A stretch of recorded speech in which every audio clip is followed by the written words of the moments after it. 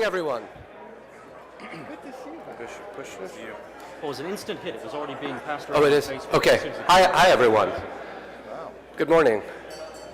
Thank you to the panelists for making it to the stage almost on time.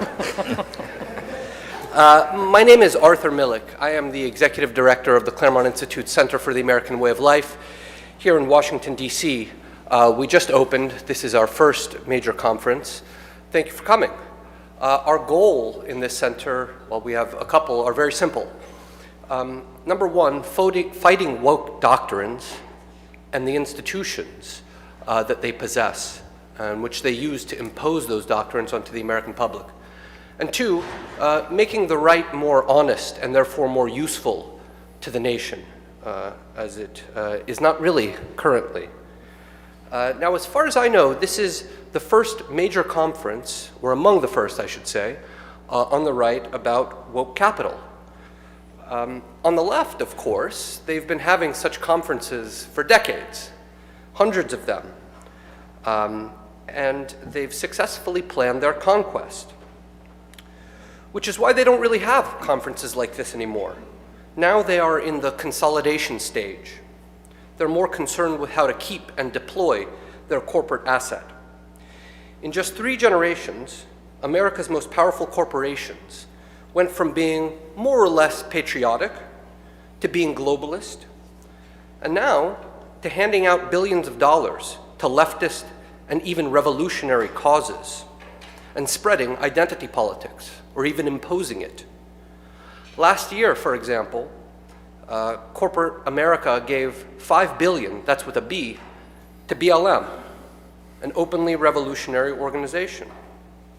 And the right's strategy for the past 30 years consisted largely in giving corporate America everything that it wanted: access to the world's markets, to break labor unions, and to sell to and even create adversaries like China, lax border enforcement to allow illegal workers into the country, coupled with high levels of legal immigration and various tax break. The right wrongly bet that by giving away the farm, they would produce loyalty and gratitude. America's corporations got all that they wanted, and then they went woke. Today, much of this establishment on the right still pathetically defends America's corporate titans. While corporations work, willingly or not, to create what looks like a woke oligarchic state with immense moral, financial, and technological power, all set against the American regime, the right points to them and says, look, that's free markets at work. It refuses to see that wokeness did not ascend spontaneously, but occurred based on clever strategies, guilt, was supported by particular laws, and rode in on motives perfectly familiar to free markets: the love of power and avarice. In a different America, this massive accumulation of woke corporate power might have mattered less. But a momentary look at our circumstances shows just how alarming and even dangerous the present arrangement is. In case you haven't noticed, the left almost fully owns the nation's most important, powerful, and prestigious institutions. Much of the press, much of the federal bureaucracy, much of the security state, the universities, K-12, the culture industries, big tech, Fortune 500s, and perhaps even soon, the military. And this enormous front, which is currently being used to impose, as I've said, identity politics, the doctrine that so-called oppressors, identified by the color of their skin, must be humiliated, punished, and made to perpetually apologize for the sins of their fathers. The main division today on the right is based on whether you are prepared to accept these outcomes, backpedal and accommodate, or whether you're prepared to push back. So how did we get here? What does it all point to, and what is to be done? These are the questions that our panels today will be answering. On our first panel, who are they? First is David Azerrad, a 2007 Publius Fellow, an assistant professor and research fellow at Hillsdale College's DC campus. Matt Peterson, founding editor of The American Mind and the president of New Founding. Joel Kotkin, my colleague, a Washington Fellow at the Claremont Institute's Center for the American Way of Life. And Dan McCarthy, also a Lincoln Fellow, editor of Modern Age and director of the Robert Novak Fellowship at the Fund for American Studies. At the end of this panel, we'll have a short Q&A. And after that Q&A, before we get up and adjourn, Chairman Jim Banks will join us for a brief conversation. Thank you very much. David. Okay.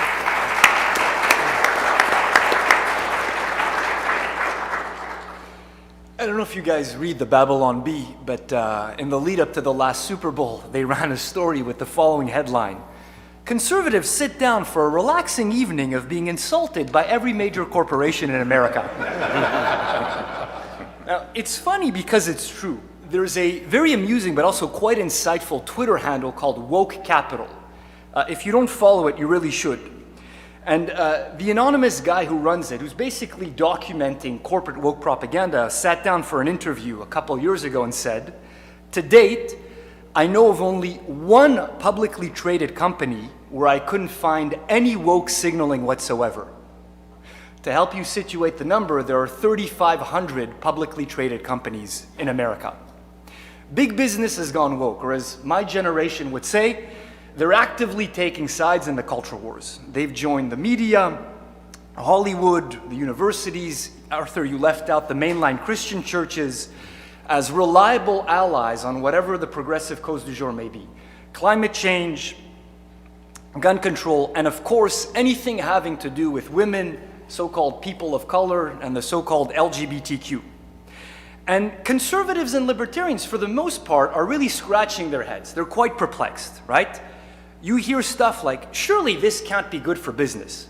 I mean, how many times have you guys heard a conservative say, "But didn't Michael Jordan say that, conservatives buy sneakers too?" He was referring to in the 90s, Jesse Helm was being challenged by a Democratic incumbent, and pressure was put on Michael Jordan at the time, who was the closest thing to a deity that America had, to endorse the black Democratic challenger. And Jordan in the back of the bus said to Scottie Pippen, "Republicans buy sneakers too," and left it at that. And, conservatives say, well, hold on one second. If they buy sneakers, don't they also buy Gillette razors? Don't they shop at Target? Don't they ride Ubers? And don't they fly Delta? Aren't they all going to go broke if they go woke? My thesis is, I believe they may well in the long run, but not for the reasons that those on the right believe to be true. Allow me to explain what I mean by that. And for that, I just want to break down the dynamics of woke capitalism. So let's start by looking at the right. Big businesses don't need to worry about their right flank. First of all, the people who are most offended by wokeness and find it offensive, i.e. the right broadly speaking, we don't boycott. So conservatives and libertarians on a good day mobilize as voters, as donors, as volunteers, and as activists, but very, very rarely as consumers. There are some exceptions. There was a big show of support for Chick-fil-A after they tried to cancel the owners. Target got some pushback after they changed their bathroom policies. But on the whole, if you're a business, it is a safe bet to ignore your conservative consumers. Also, and Arthur touched upon this, the right, and in particular the Republican Party, remains way too libertarian. Most continue to think that the only threats to liberty in America come from the government and assume that corporations are their friends. Now, here's what's interesting. If you look at the woke left and the Democratic Party, it's the exact opposite dynamics. So big business is their friend. Just look at political donations in 2020. But they continue to view them as the enemy and force them to curry favor with them. And then more importantly, they have the woke mobs on their side. Everyone is afraid of the social justice warriors. My friend Darren Beattie, who was a speechwriter in the White House and successfully uncanceled himself, by the way, tweeted last year, "If you go woke, you won't go broke, but if you go anti-woke, you'll get broken." Just think of what would happen to a corporation that decided to say, I don't know, support the Second Amendment, oppose the chemical castration of children, or deplore the fact that BLM and Antifa burned down 200 American cities last year. Corporate wokeness makes good business sense. You buy off those who would harm you, and you safely ignore those who won't. And these same dynamics apply internally. Remember, if you're a corporation, you're not just afraid of the woke mobs on the outside, you're afraid of your own employees. It was the employees at Mozilla who wanted to cancel Brandon Ike. It was the employees at Google who wanted to cancel James Damore. I have a buddy who has a startup in San Francisco.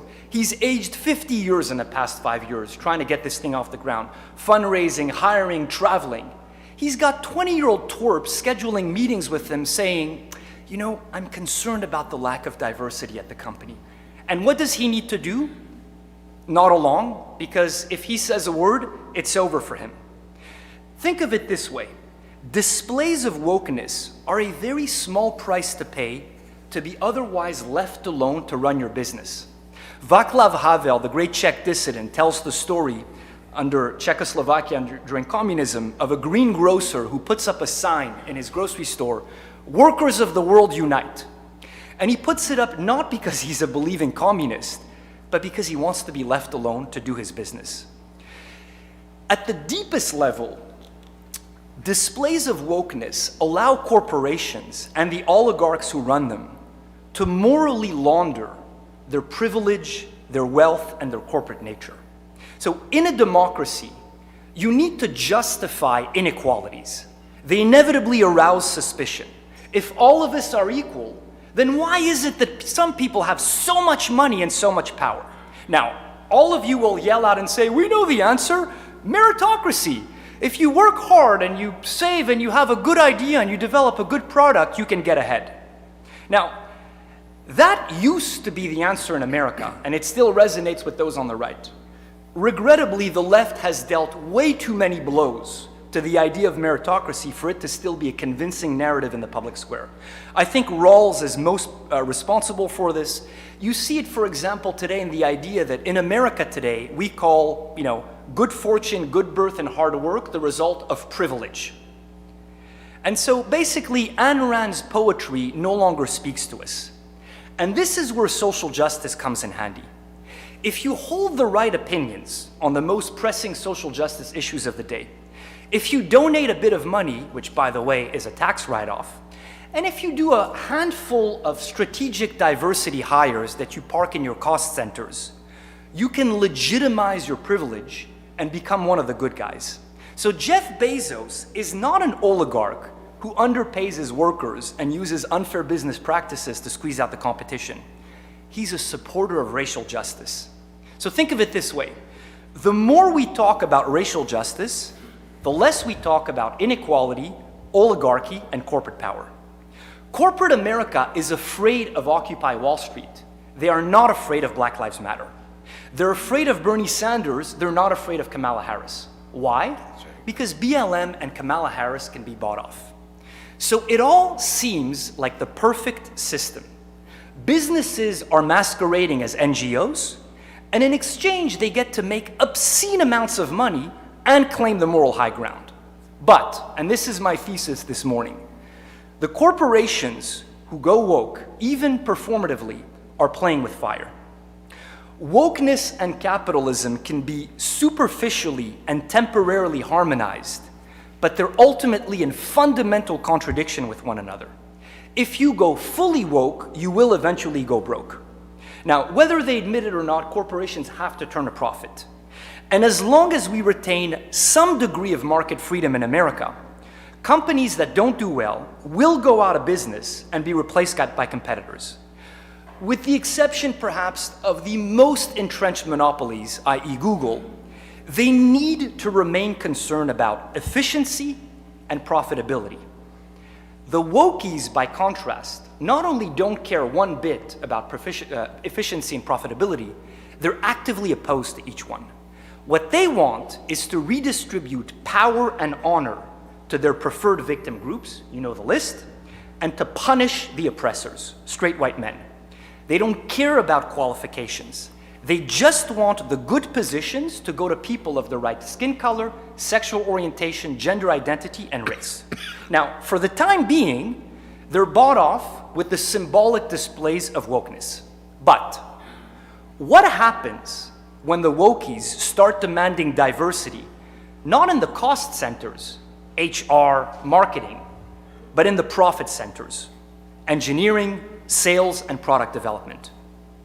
It is a fact in America that there is a more limited supply of qualified, diverse candidates, especially for senior management or technical positions. We don't like to hear this, we don't like to admit this, but the fact remains that the supply is limited, whatever the reasons may be, and they're complex. But even if you assume the woke reason, that America is racist and preventing blacks and women's and Hispanics and transgender people from getting engineering degrees, there are simply not enough female engineers, black lawyers, and Hispanic CEOs to meet the diversity expectations imposed on all corporations. How long can you keep a company running if you're hiring subpar people? How long can you hire subpar people before the quality of your products start to deteriorate? You also need to remember that the zealous wokies are staunchly anti-capitalist. So BLM right now is happy with the flag and a little payoff here and there. Go to their website. They want, quote, a radical and sustainable redistribution of wealth. A simpler word for that in English is called expropriation. They also want government and corporate reparations. They're not just anti-capitalist, they're anti-science. Because blacks do not excel in the hard sciences, the only possible explanation in America today, because you remember, if there's one thing we are never allowed to do, is to ascribe any agency to victim groups. We have to attack science itself as being racist. Examples are a dime a dozen. I'll just share one quote with you, and this is not some weirdo anonymous Twitter guy. He's the head of the graduate program at the University of Rhode Island.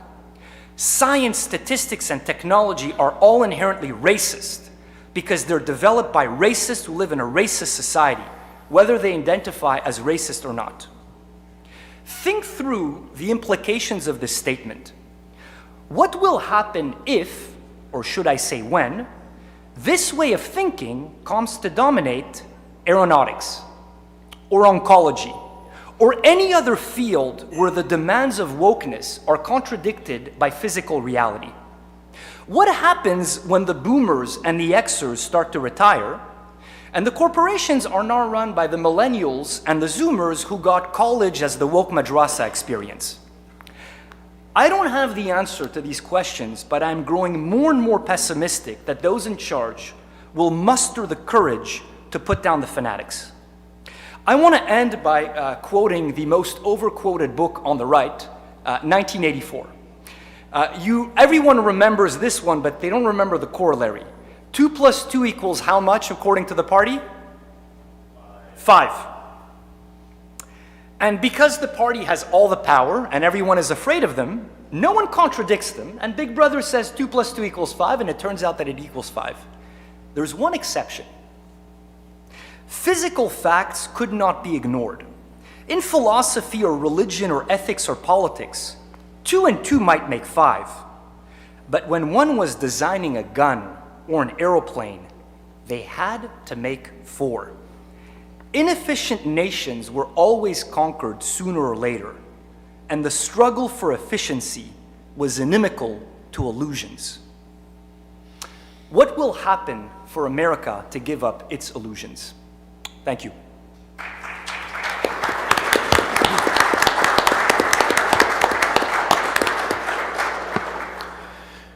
Okay, I'm going to talk about 2 causes that need to be addressed when we look at what is woke capital and why did capital go woke. The first, because I'm a recovering political scientist, is legal, political, and the other is what I'll call economic and cultural. First, who are we talking about? Let's distinguish between how people commonly just talk about this.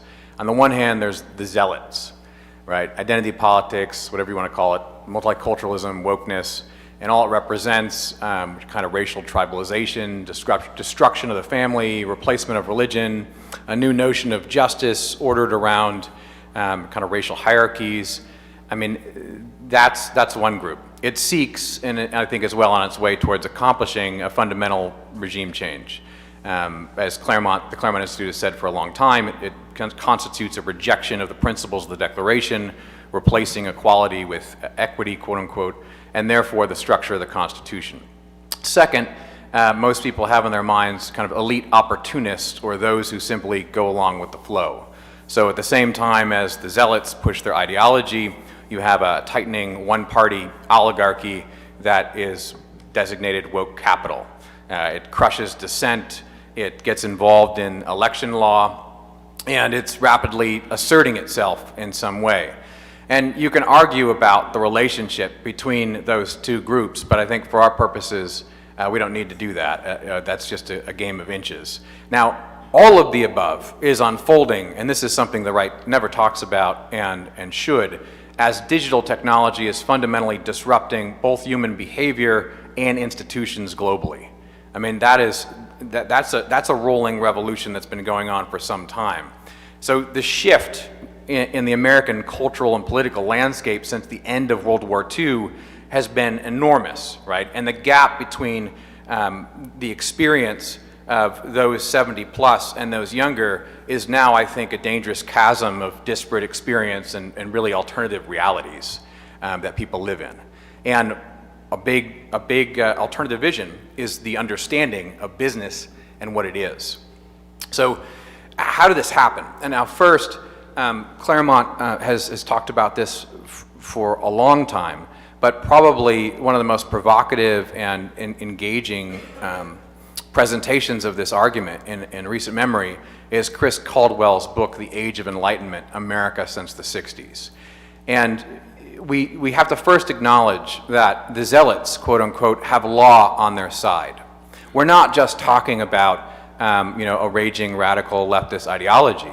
We're talking about a political legal complex that has been progressing for decades and is now firmly entrenched throughout the federal government, in blue states as well as red states, that continuously pushes for woker and woker business. We have to be honest about this. That political legal regime emerged somehow from the Civil Rights Act and anti-discrimination law. I mean, long before the current round of wokeness, affirmative action required race consciousness rather than color blindness. Long before the last 10 years. As Caldwell says in his book, just half a decade into the Civil Rights Revolution, America had something it never had at the federal level, something the overwhelming majority of its citizens would never have approved, an explicit system of racial preferences. So, while it may be uncomfortable to confront, let me suggest that woke capital arises out of a legal regime, an HR regime that developed over decades according to a logic that has been around for decades. And if we're just now realizing this, that's on us. And I mean, let me say a few words about this. I think it's important to confront because there's a certain denial that people have been living in for some time about this issue, pretending, for instance, that affirmative action doesn't require a kind of color consciousness, as we say. And you see this in corporations. In fact, when you look at employees, when the first round of all this comes to you, you see I know many managers, talk to people throughout the country about this over the last couple of years. The first reaction is, for many Americans, is to think, well, this is about equality, right? I'm not a racist. I believe in equality under law, and I think we should help people of all kinds. And there's a denial that's helped by this layer of rhetoric that we need to jettison after decades of it metastasizing into what we face now. Second, let me reverse the problem. The problem isn't merely legal, and if we got rid of all the laws, per impossibile right now, all the laws, we just got rid of them, right? It wouldn't matter because the wokeness is entrenched in people's hearts and minds. It's the way, in fact, that we do business. It's the way we advertise. It relates to a way of life, right? I mean, there's a flag, for instance, a rainbow flag. It's a political way of life that we advertise products and services based upon. So, how did this happen? Let me suggest another uncomfortable truth. Traditionally, the right has treated business as outside of politics, right? Such that people on the right are supposed to act in a neutral or apolitical way when they go to the workplace. And this, of course, all but guaranteed the left, which did not treat business this way, would win. So this is a failure, really, to understand the political issues at play when it comes to business. It's a philosophical error. It's an error about how culture and government operates. And it's an odd one, really, because in many ways it's so farcical. But why did we think this? Why did we think that government could be divorced from politics in this sort of libertarian way? Well, I think to what David was saying, I mean, there was a time when you could say, right, what's good for Ford is good for America, and it made sense. It made sense because of some kind of national consensus or some kind of shared vision of the good life or the ways of life. But now, of course, that's laughable if you put it in a current context. So if I say to you, what's good for Google good for America? A lot of people in the room are going to smile and nod and shake their head, right? So how do we get here? I mean, the only thing that can be said for this impoverished apolitical understanding is that it's based on an old view of how business operates as well. There was some kind of consensus that seemed like what's good for Ford was good for America because Ford was making its products here. This is pre-globalization. And also the vision of what capital was, of what business was very different than today's current reality. So one note that, say, the gentleman to my left, Joel Kotkin, makes in his paper is that companies, they had to deal then with a diversity of small shareholders, right? Households in 1960 accounted for 90% of all corporate equity. That percentage is now barely 1/3. So what the thing is has changed. It's become more elite. You have concentrated decision-making held in an ever smaller number of hands that does not represent the rest of the country.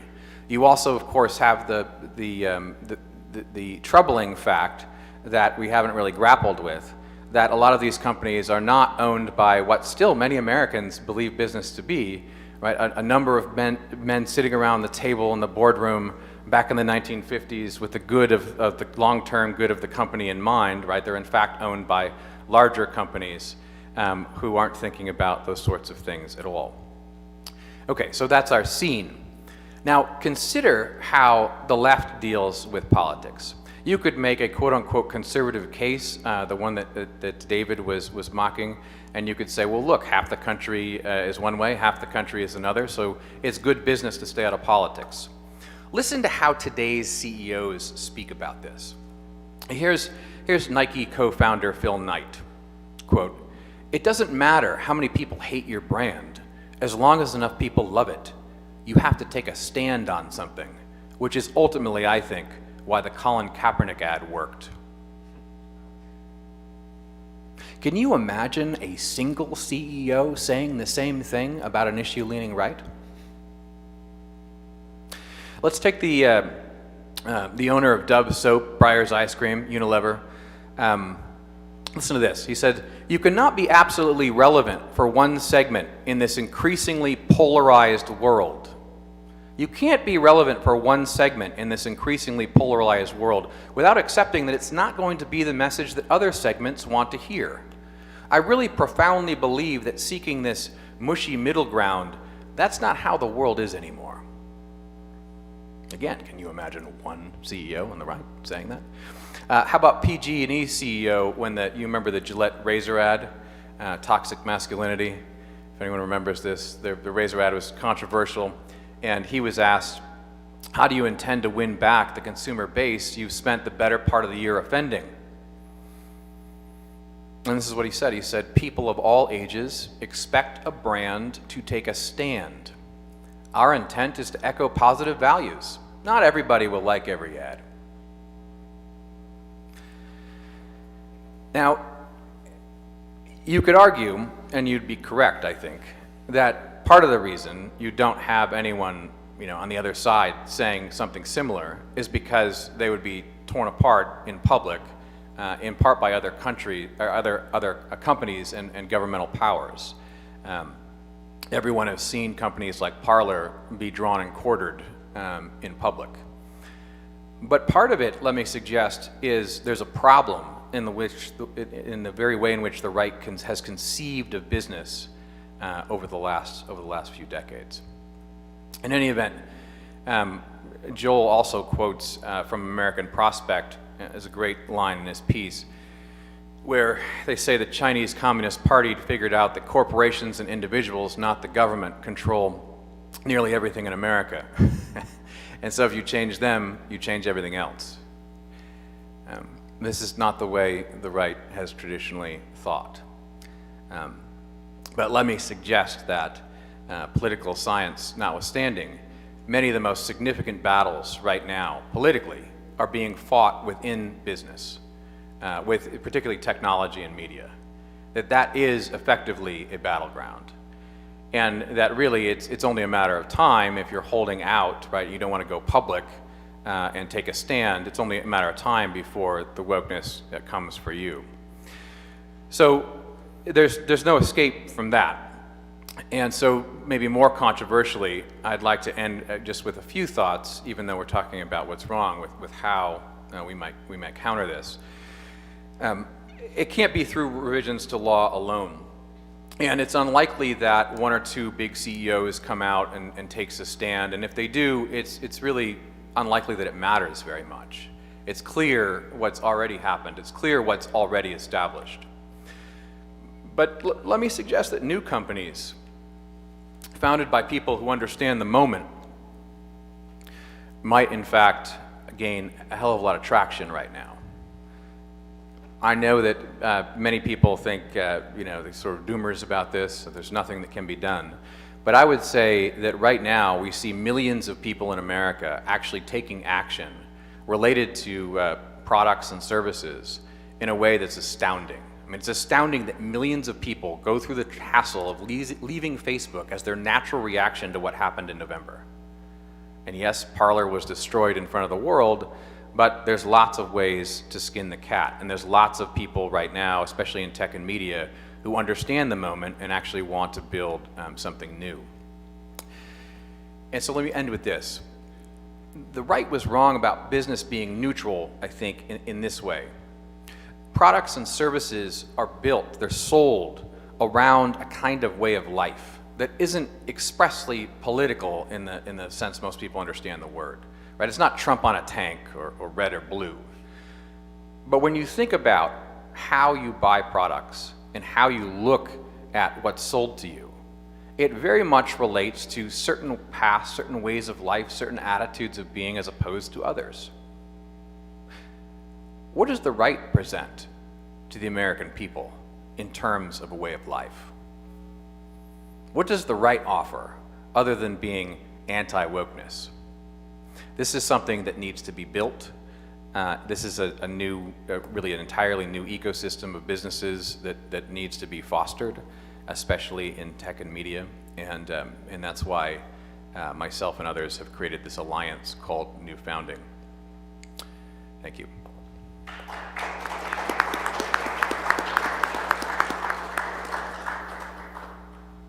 Oh, I guess it's me. All right. All right, first of all, just get ready for something different. Basically, I'm not a conservative, so I'm coming at this from probably, in some odd ways, more of a left or Marxist perspective than you might expect. Just so you know, I was brought up in a fairly liberal household. I went to Berkeley, and I was a protege of the late Mike Harrington. So just to start with that. But I don't think it means that I differ a great deal with what's been said before. I'm not so interested in reviving the right, but I am interested in responding to what I think is autocracy.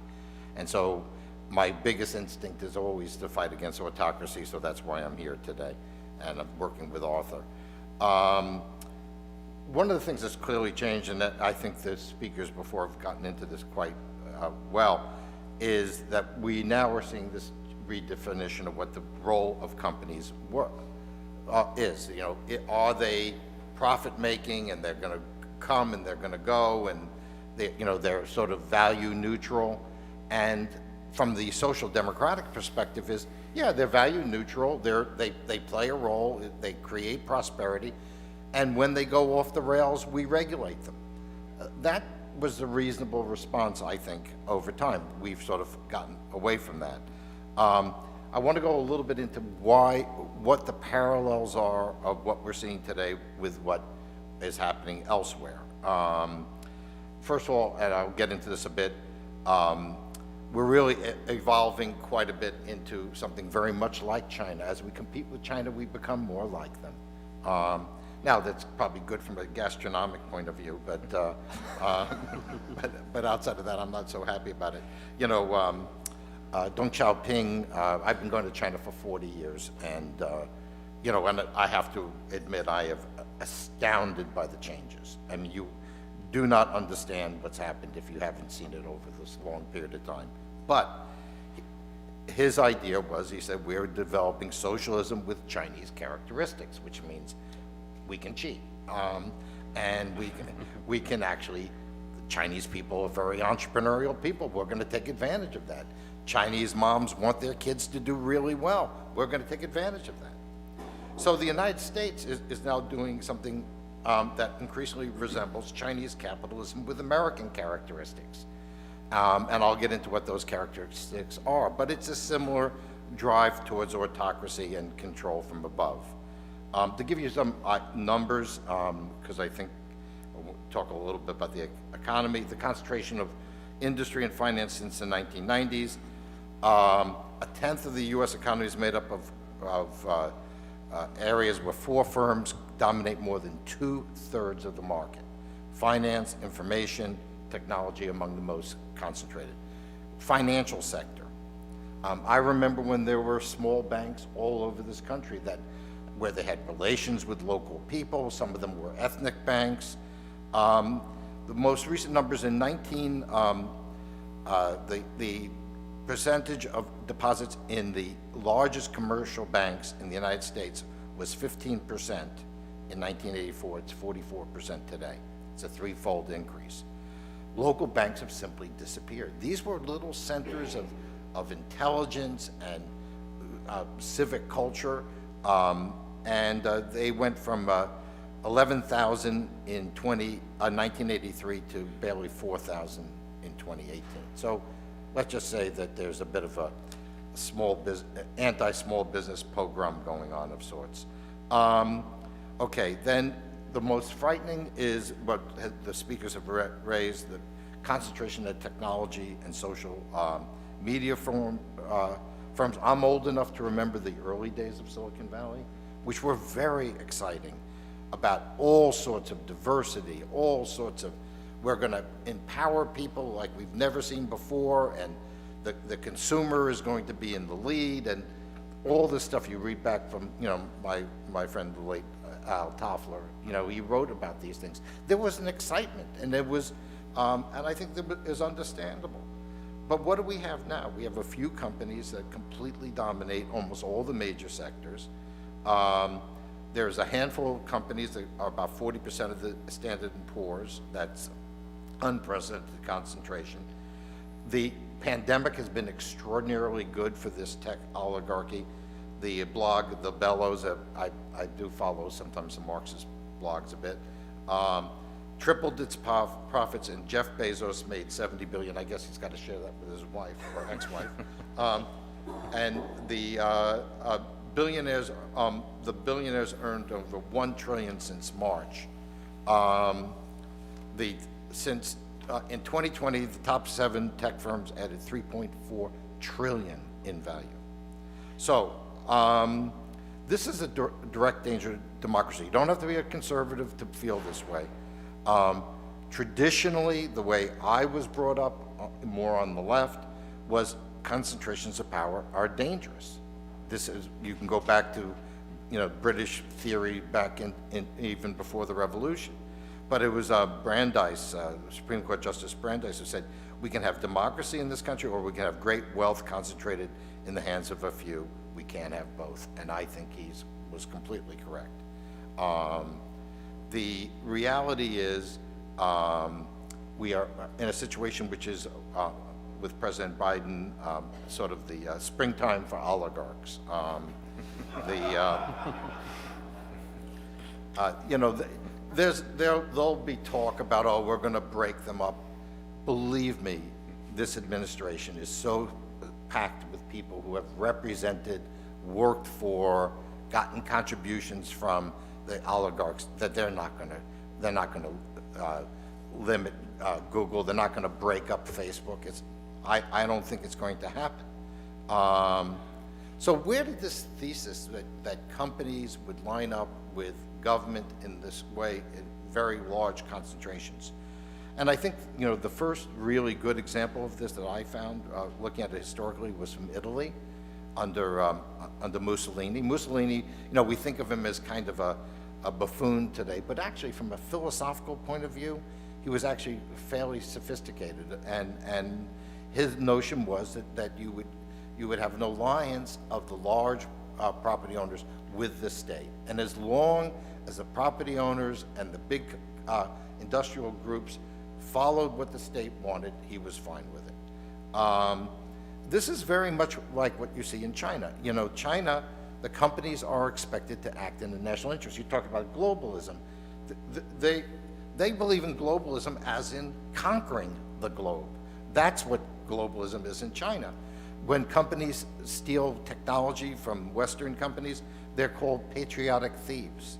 And the idea is that they are going to promote the prosperity of the Chinese people, not necessarily just for that one reason, but this is the way the Communist Party stays in power. I mean, this has been the pattern of Chinese history from the beginning. So they also know that the U.S. is completely not going to do anything about it. And actually, big corporate America is probably the biggest handmaiden that they have. You know, you get Michael Bloomberg, who increasingly symbolizes what the Democratic Party has become, as this is description of China: ecologically friendly, democratically accountable, and invulnerable to the threat of revolution. And by the way, Xi Jinping is not a dictator, just so you know. In the U.S., it's a different story. It's not the government on top; it's the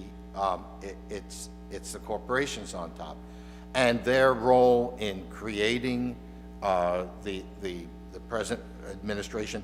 I mean, let's face it: the heart of the Democratic Party wanted Bernie Sanders, and that part of the heart that didn't want Bernie Sanders wanted Elizabeth Warren, and they got Joe Biden. And if you want to understand how that happened, you have to understand the politics of fundraising. And you also have to understand, as was mentioned earlier, you know, the Jeff Bezoses of the world do not like the Bernie Sanders of the world. So I think we have an oligarchy like the one in China, but the bad part of it is that they're not interested in national interests. Our companies are simply interested in using China and using China's production to get things done. They're not also particularly interested in creating employment. Just to give you an idea, in Silicon Valley today, roughly 40% of the employees are either H-1Bs or some other form of indentured servant. So and I ask students of mine, well, you know, you're from San Jose. Did your friends from San Jose get jobs in Silicon Valley? They said, generally not. These companies really now justify themselves not as the old corporations. We provide jobs, we provide opportunity. That's not really the big interest anymore. What they do is they say, okay, we can get PR brownie points. This was very well explained, so I'm not going to go over it again.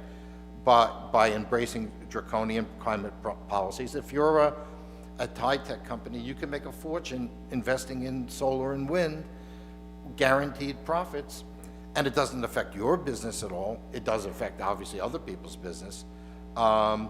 You have these corporate struggle sessions, like something out of, if you read the book about the Cultural Revolution, the world turned upside down, it's remarkably similar to what you had in China, although I guess we don't have to wear dunce caps or get beaten up yet. The company, what is the War Corporation? And to me, it's a bargain between the progressive clerisy, the academics, the media, and the upper bureaucracy, and the tech oligarchy, and with their running dog friends in Wall Street. You know, you genuflect to the cause of the month, and then you get a pass. And you're also getting a pass from your own people. I think this was mentioned as well. I spoke with Jim Wunderman, who's the head of the Bay Area Council. Jim used to work for Senator Feinstein in California. And I said, Jim, why are they going along with this stuff? And he said, they're scared shitless of their own employees. That's what's driving it. That they cannot handle 115 people in their company who are going to protest something. By the way, one of the biggest problems, I did a podcast with a venture capitalist the other day, which I found painful to do in some ways. These are the most ignorant people in terms of the Constitution, history, philosophy, religion, than you could ever find. As a friend of mine who's the largest apartment developer in Silicon Valley said, I have never run into a group of people who are more ignorant about the impact of what they're doing than these people. They're nerds. They're very good at certain kinds of things, but they're not really thinking about the implications. They're not interested particularly in grassroots capitalism. Actually, they want to keep things pretty much the way they are. And they, of course, have the help of the libertarian useful idiots who will get there and say, well, you know, it's all, you know, we can't approach Facebook because it's a private company. You have to understand what these people are about. Greg Ferenstein did a really good series, 147 interviews with digital company founders. And what he came back with was they believe that the share of economic wealth will be generated by an ever smaller group of people, and everyone else will live on gig work and government aid. That's the future that's being pressed. The idea is that we will be able to get to what I call oligarchical socialism. In other words, we're seeing this in California right now. The vast majority of this enormous surplus we have from the IPOs, it's not going to go to luring an auto plant to Fresno. It's not going to go to helping start up a whole series of new businesses. It's going to go into people's pockets and subsidize their rents so that they are consistently tied into the state, and that they don't have any reason to want to improve their own lives, getting more independent. This in a state, just to give you an idea, where 80% of all the new jobs over the last decade paid under the median income, and half of those paid under 40,000. So what you end up with is a society in which there is a oligarchy, a well-financed clerisy, which is largely government employees and academics and the media, and then you've got this vast group where there used to be a middle class, you now have increasingly a serf class. These people believe in what Huxley called a scientific caste system. By the way, I would argue that the book to read is not 1984, but Brave New World. Brave New World is where we're headed. And Huxley, who lived in LA, I think got it the best. So what is the world that we're going to create? It's going to be a world where the masses, I studied Latin for 6 years. You know, my mom used to say to me, what are you trying to become Pope? And I said, well, the first Pope was Jewish. So, but what we're having is we're going to have bread and circuses. You know, our next generation not going to have kids. They're going to live in little apartments. It's going to be subsidized, and they can smoke pot, drink, water their plants, and play video games, and be involved in what Google likes to call immersive computing. And that's going to be really great. So what we really need to do is say, what can we do about it? Because everyone sort of tries to deal with it on one level or another. Well, I think there are some opportunities. One, the move on the rapid decarbonization is going to create an enormous impact in the middle of the country, and I think there's going to be a lot of anger about it. We already have a lawsuit, which I've been helping with, by 200 civil rights leaders in California to say that the current climate policies are completely discriminatory to minorities and the poor. And I think, as you suggest, you keep giving in to this logic of the woke, and it's going to bite you back. You know, I saw there was they wrote about it. I wrote this before there, but this whole idea of fully automated luxury communism. That's really what they're going to face with. You know, AOC and Bernie Sanders don't believe that there should be billionaires. So sooner or later, there's going to be a move on their wealth, and I think that that's going to be useful. So what can we do about it? Okay, I think there are a few major things to look at. One is to come up with a program that, like the New Deal, was about expanding ownership and productivity. You can disagree about the New Deal, but its goals were in harmony with a lot of the population, and I think a lot of the things left over, like the TVA, were incredibly positive. That there was the belief in owning a home. That's something that the progressives don't want, that the people want. So there has to be an alliance developed, and this is where I'll just end up with.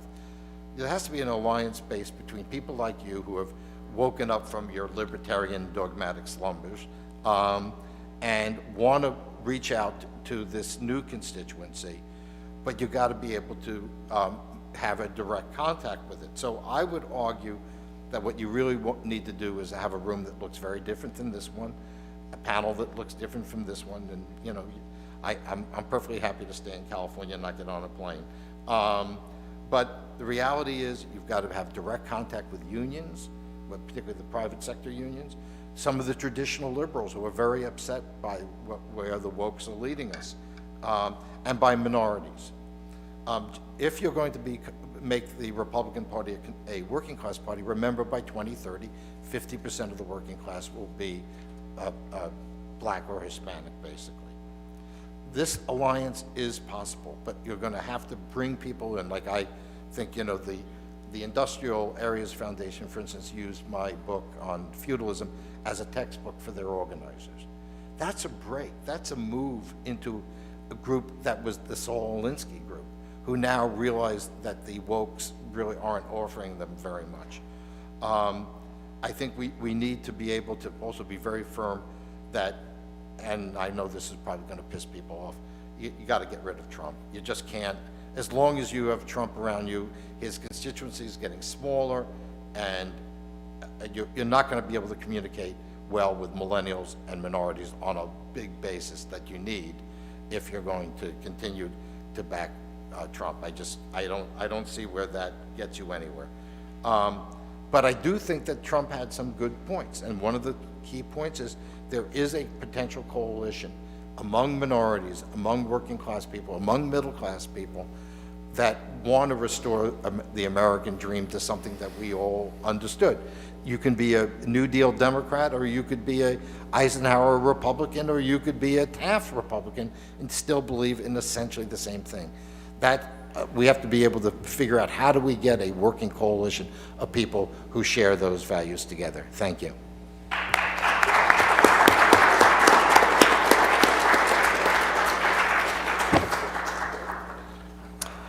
Well, my remarks will pull together a number of threads that have been brought out by other speakers. I fear my remarks might even seem a little pessimistic, but I will in fact propose something of a solution, at least as a segue to our next panel. First of all, this revolution of wokeness is built upon a change which has been taking place over the course of the last century. And this is somewhat alluded to in Joel Kotkin's fantastic report that has just been published. But you've had a transformation in American business which really goes back at least to the 1930s, probably as far back as the First World War. It's something that has been alluded to by thinkers such as, in the 1930s, Adolf Berle, and in the 1940s by James Burnham, in the 1960s by John Kenneth Galbraith. What it is a change from our sort of traditional and perhaps even partly hackneyed view of businesses as a complex of ownership and labor to what has to be, I think, a more sophisticated and accurate view of a third element within the corporate structure. And this is the layer which begins as management, but today has become not just administration, but even a kind of commissar bureaucracy. And the original sort of managerial class that someone like James Burnham was talking about in the 1940s they were people who had tremendous logistical abilities. They came in and they organized corporations on a vastly larger scale than had existed during the sort of golden age of capitalism in the 19th century. There were many sort of real-world talents that the managers of the early part of this revolution brought to bear. What we've seen, however, over the past several decades is the development of this new bureaucratic and administrative layer within the corporate world, which is far less talented and far less productive. And it is in part a creation of government. It has certainly been encouraged by government by the fact that there are, sort of more and more regulations for corporations to comply with, and that means they need to have compliance officers. The rise of the HR establishment, the human resources department within corporations, this too has been incentivized by government, although it's not entirely a product of government influence. And I think you also see the increasing role of public relations and communications, that basically propaganda departments within the corporate world have become not only more and more important within corporations, but are plugged into a wider propaganda meta-narrative, which you also find in the mainstream media and in so many of our institutions, including government, including woke activists, including social media.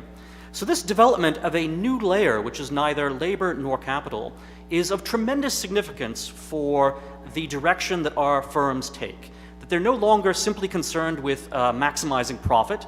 They're now concerned with all of these other foci which have come about through this intermediate layer of bureaucracy, of basically commissars within the corporations. This layer can be understood in part with reference to what the economist Vilfredo Pareto identified as a power rule, as something which is a general pattern one finds replicated in many kinds of societies and many kinds of human gatherings. And the power rule, in this case, applies to saying that perhaps if you look at a firm, something like 20% of the employees probably generate about 80% of the value of that company. And this is not an entirely new thing, but it seems to me that the rise of woke bureaucracy within corporate America is feeding upon this power rule. So to answer one of the mysteries that was brought up by David Azerrad, how can you possibly have corporations that are still profitable, that are still viable, if they are full of these ideologues and zealots who are pushing woke ideology? Well, the way they're able to do it is precisely because even going back before the age of wokeness and before the age of ideological zealotry, it was probably the case that about 20% of the employees of a firm were generating 80% of the value. And the other 80% of the firm's employees, they do generate some value, but they are generating so much less of it that there is much more room to give them busy work or to give them projects that are not directly related to creating products, creating things that consumers want to consume. And this is, I think, is where you see ideology colonizes business, that it's able to take hold within this layer of bureaucracy, and it's able to take bureaucracy, which is normally a very sleepy and sort of rather unexciting and perhaps even amoral kind of pursuit. It's simply filling out paperwork. And it's able to invest bureaucracy with a searing and searching moral mission. It's able to invest bureaucracy with a kind of dignity that it otherwise would not possess. And in fact, wokeness tends to imbue business as a whole, even the productive elements, with this sense of great sort of moral excitement, which otherwise is largely absent from the ethos of the businessman. And that, I think, is going to be one of the most profound sort of psychological drivers of the woke insurgency within corporate America. I should point out, by the way, that I think our moral senses are often more engaged by injustice than they are by justice. And this is sort of fateful and has tremendous implications for what's happening right now. The reason for this is that injustice tends to excite our sense of courage. Injustice gives us a sense, well, somebody's being oppressed, we must therefore go to the rescue, and getting in the middle of a fight of any kind requires the virtue of justice, or rather requires the virtue of courage. Whereas when you simply have a situation where you are being benevolent and just to people, that doesn't quite engage courage in the same way. So think about the tremendous virtue of charity. When you are working in a soup kitchen and giving soup to homeless people, that's wonderful, it makes you feel good about yourself, but it's not going to get the blood pumping in your veins the way that going out there and protesting in the street against some kind of injustice will do so. So if you want to quicken the pulse, if you want to add an element of excitement to a life that has otherwise become rather boring and complacent, both in the business community and perhaps in America at large, these ideological narratives of oppression are tremendously powerful, and they engage people in exactly the way in which people are looking for causes to be engaged with. And the fact that the right has not been able to engage in the same way is one of its profound weaknesses, and is one of the things that has allowed wokeness to go as far as it has. Now, I referred to this power rule, this idea that perhaps 20% of a firm's employees generate 80% of its value. When you are a new employee first coming to a company out of college, chances are you are inevitably almost going to be part of the 80% that only produces the 20% of the value. Why is that? Well, first of all, because you are inexperienced, and you would expect that as you gain more experience, you will become a more valuable employee. Second, there is a talent distribution, and the number of people who are extremely talented, who are sort of geniuses as young people, is relatively limited, and you would expect that to be, maybe at an optimistic count, 20% of the population, as opposed to a much larger group like an 80%. So when you have young people who've just been coming out of colleges where they have engaged in a lot of sort of woke activism probably within their extracurricular activities, and where their classes themselves have often involved a great deal of woke ideology, and where the university administration, through its residential plans and through its propaganda, has created a sense of urgent, sort of woke causes on campus, even apart from what the students themselves are doing. When these young people come to corporate America, they wind up specializing in a kind of moral extortion over the people who are actually more talented than they are, and the people who are more experienced than they are. So you come to a corporation, you have your liberal arts degree, or you have your degree perhaps in women's studies or something else, and the question is, what value are you to this corporation that you've entered into? You don't have the technical skills that very few people have. You don't have the level of experience that the senior management has.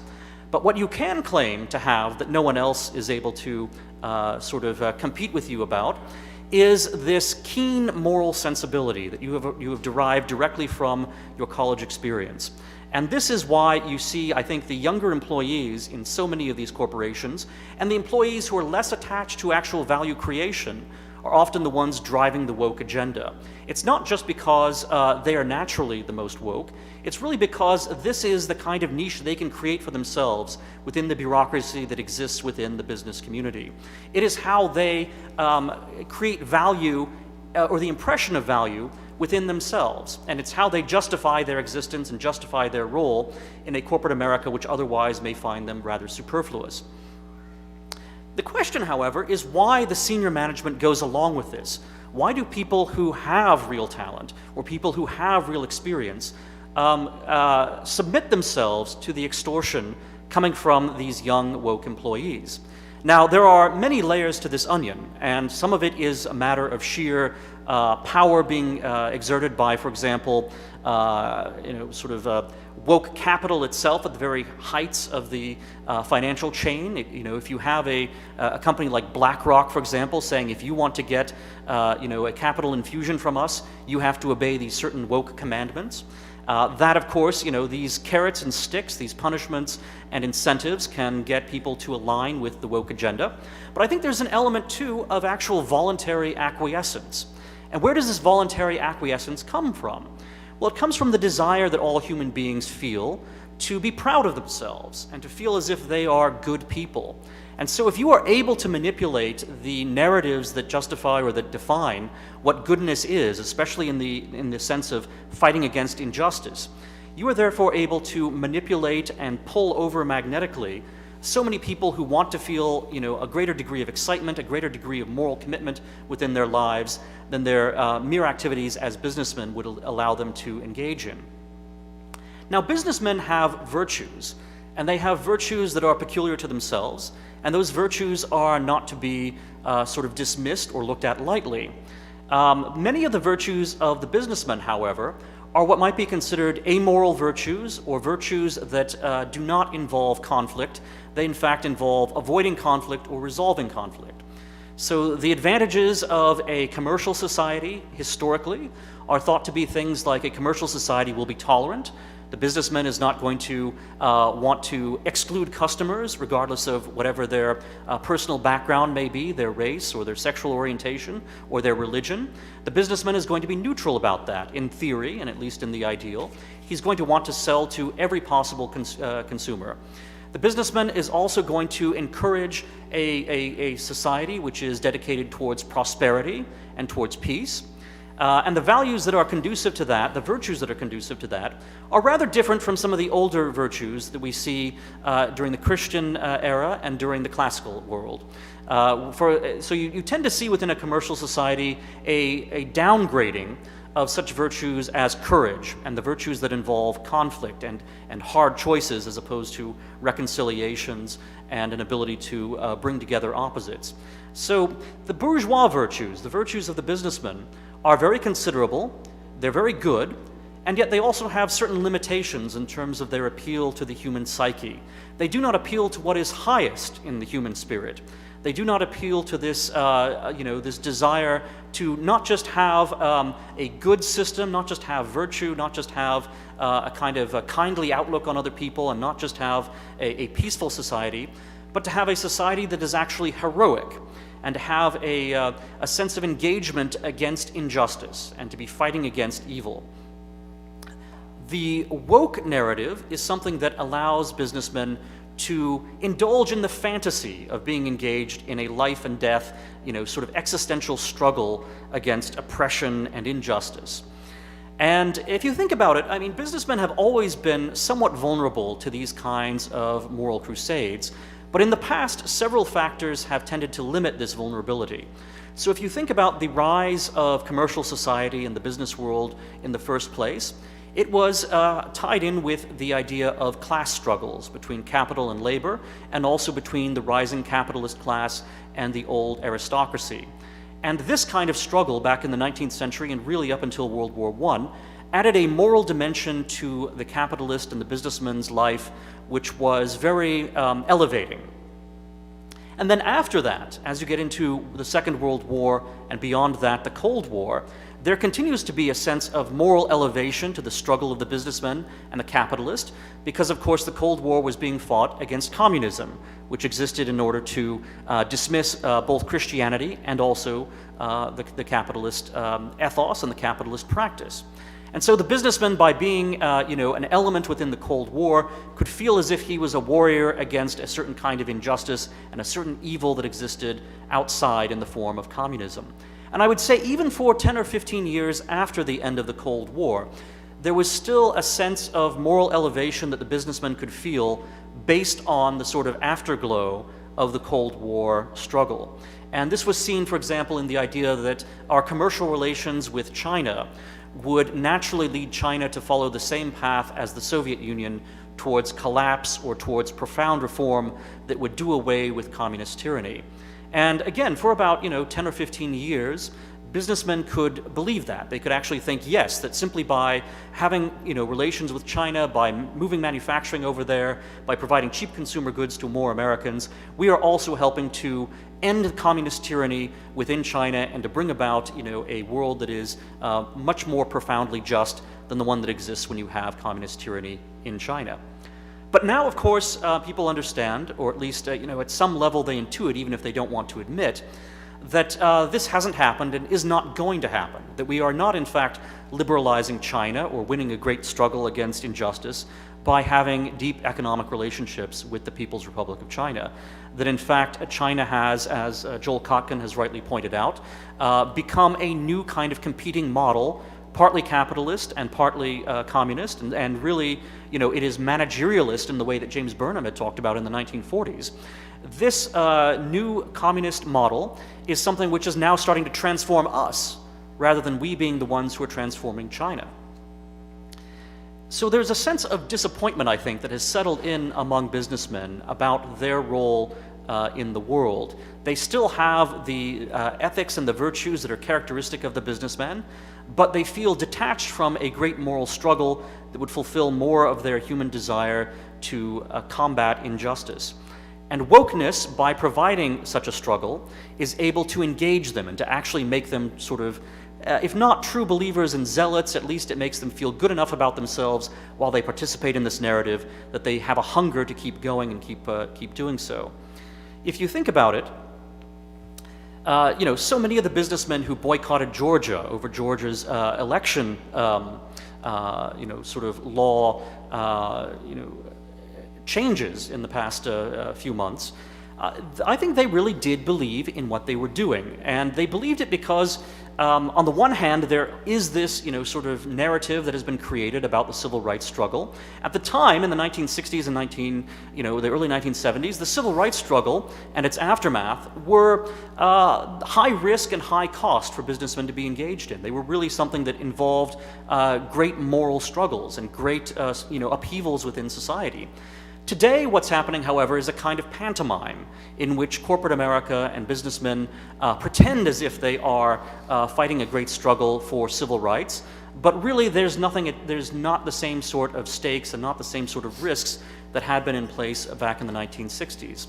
And this kind of live-action role-playing, this kind of pantomime of a virtuous struggle, is something that, again, I think a lot of business people find is a way to fill some of the psychological needs that are not filled by an otherwise prosperous, peaceful, but perhaps rather boring and morally lowly society. Thank you. Well, thank you very much to our panelists. We have a slight change in our program. I'm going to introduce the president of the Claremont Institute, Ryan Williams, and the publisher of the Claremont Review of Books up to the stage. Stay seated. We're going to go back to Q&A for the panelists in just a moment.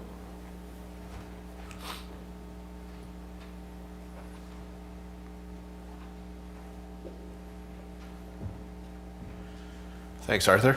I have the pleasure of introducing Congressman Jim Banks. Unlike most of Washington, he takes his day job seriously, so he has to get running, so we wanted to give him a chance to address the room. So I'll be quick.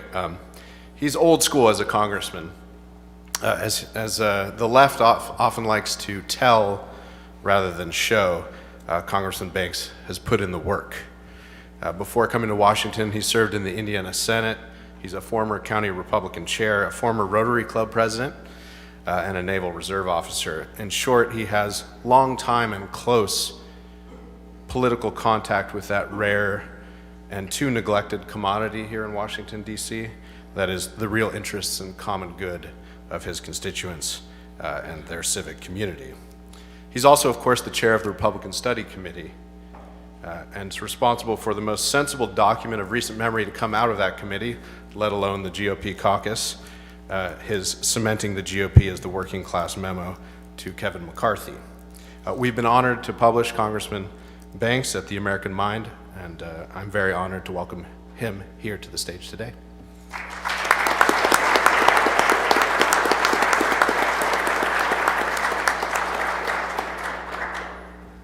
Well, good morning. It is so great to be with all of you. Let me first thank the Claremont Institute and Arthur Milikih for hosting me today. It really is an honor. I can't overstate the importance of the Claremont Institute stepping up to host conversations like this one, the one that we're having today. So thank you for all of the important work that you do, for this panel, other speakers who are participating in this important event today. House Republicans can't win this fight without your help. Though Republicans in Congress have come a long way over the last year, in the past 2 months especially, there's been a sea change. More members of Congress, especially on the right, than ever have woken up to the dangers of woke corporations. That is the crucial first step. So I'd like to thank Delta and Coca-Cola for their naked and idiotic partisanship. I'd like to take a few minutes to discuss my first experience with woke capital, because for me it was very instructive. In 2019, I wrote a letter to CalPERS, which is California's public pension fund, the largest public pension fund at the state level in America. CalPERS chief investment officer is or was a man named Yubin Meng. Meng, like most senior CalPERS employees, had a long history in the private sector. Meng worked at Lehman Brothers, Morgan Stanley, and Barclays. But unlike the rest of the CalPERS staff, Meng belonged to something called China's 1,000 Talents program. The FBI describes 1,000 Talents program as, quote, an unofficial espionage wing of the Chinese Communist Party. Meng also redirected billions of dollars in California retirees' savings to Chinese corporations after he was appointed as the CIO. I pointed all of this out in a letter that I wrote to Governor Newsom, and in that letter I called on Mr. Meng to resign. Now, I expected pushback and indignation from CalPERS, and I got a fair amount of it. But more surprising to me were their incessant attempts to label me a racist, even though over time my letter was validated and Meng ended up resigning in scandal. Oak Tree Capital's founder, Howard Marks, said I was, quote, impugning someone's character on the basis of their family's national origin, end quote. Some of you might have heard of Blackstone CEO Stephen Schwarzman, who also leapt to Meng's defense. It turns out Stephen was one of Donald Trump's biggest donors, and unsurprisingly, according to Josh Rogan's new and important book, Chaos Under Heaven, acted as a go-between between the Chinese government to get to the Trump administration. Niall Ferguson described my letter as, quote, an opportunity for people to have a go at Chinese-born U.S. citizen. Just last week, CalPERS' current CIO described my 2-year-old letter as, quote, a racist attack on an Asian American. Obviously, my letter had nothing to do with Meng's ethnicity, because obviously, not all Chinese Americans are enrolled in Communist Party espionage programs. Think about it. Numerous investors, many who had nothing to do with CalPERS, joined together to accuse me of racism, disingenuously and without any evidence. Why? Because investments in Chinese companies are profitable. Investors who weren't affiliated with CalPERS saw my letter as a threat, and they used the language of the left to try to silence me. This is how woke capital operates. It's capital and corporations coalescing around narratives that hurt America because they think it will boost their profits. In many cases, because they think that they can protect themselves from regulation by championing leftist social causes. Or in the case of CalPERS, because they see themselves as citizens of the world, and so they see their interest as decoupled from America's interest. This is the lesson that I learned from CalPERS, and that I hope all conservatives understand. Woke corporations behave the way that they do because it's helpful. So we fix their behavior when we make it not helpful. That's why we're focused on this at the Republican Study Committee. By calling out their rank hypocrisy in the media and by highlighting it through congressional letters. When the Navy's CNO, Admiral Gilday, put Ibram Kendi's How to Be an Anti-Racist on the Navy's reading list, I sent a letter to him demanding answers. I take it he was quite embarrassed by it. Right now, the Republican Study Committee is working to arrange an in-person meeting with the CEO of Delta so he can explain to us how exactly voter ID laws are racist. We're tackling woke corporations legislatively too. Last week, I joined Burgess Owens' bill to codify President Trump's executive order and ban critical race theory in federal agencies. I've introduced a bill based on Clarence Thomas's opinion to roll back big tech's expansive Section 230 protections. And yes, conservatives must be willing to explore antitrust legislation more than we ever have before. These companies must understand that wokeness is divisive, immoral, and harms America. And even if they don't care about America, if they keep pushing it, it will end up hurting them too. Thank you very much for having me here today. I believe this discussion is crucial. I'm glad to be a part of it, and I promise you that as chairman of Republican Study Committee, a group of 154 members, Republican members of Congress, we are dedicated to this conversation moving forward too. I'm happy to take any questions if we have time to do so. Thank you.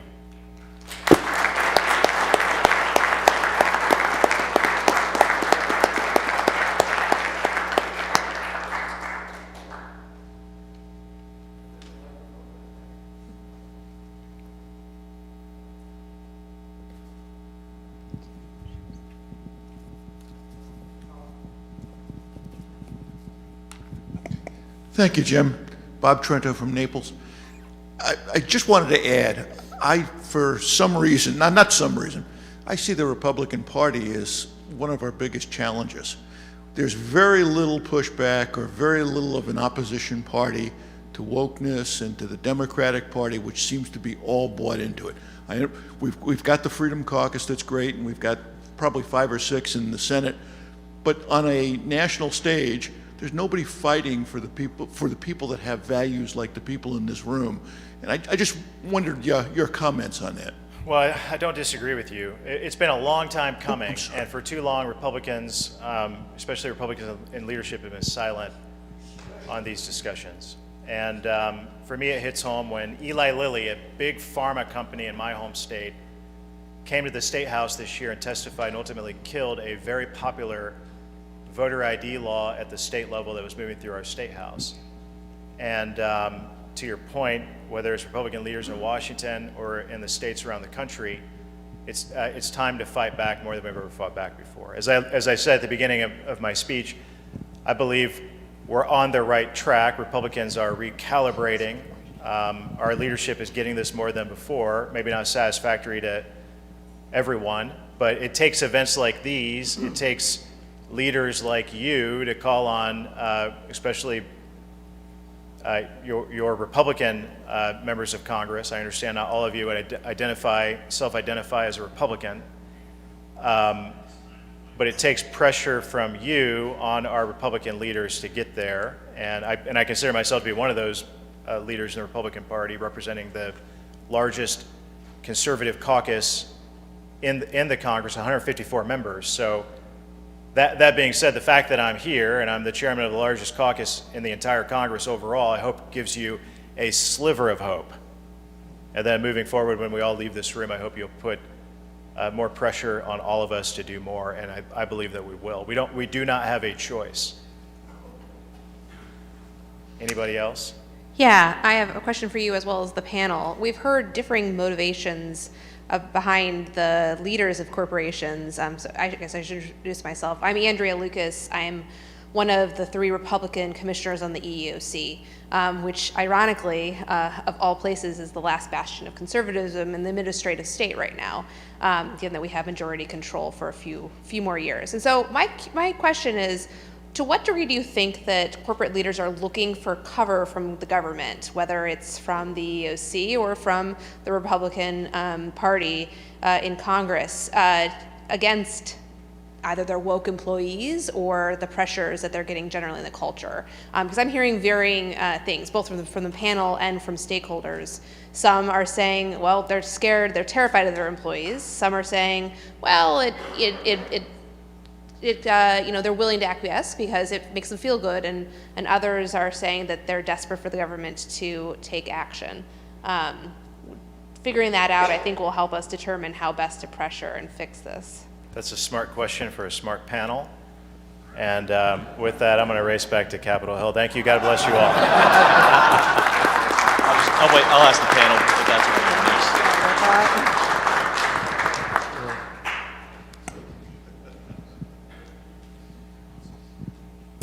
I'd say that the fact that all of the incentives align in the same direction is what creates this almost insurmountable force. So there is a component which is sheer coercion, whether it's coming from government or whether it's coming from, again, some of the higher level business powers, which say, you have to have this kind of policy or else we're not going to invest in your company.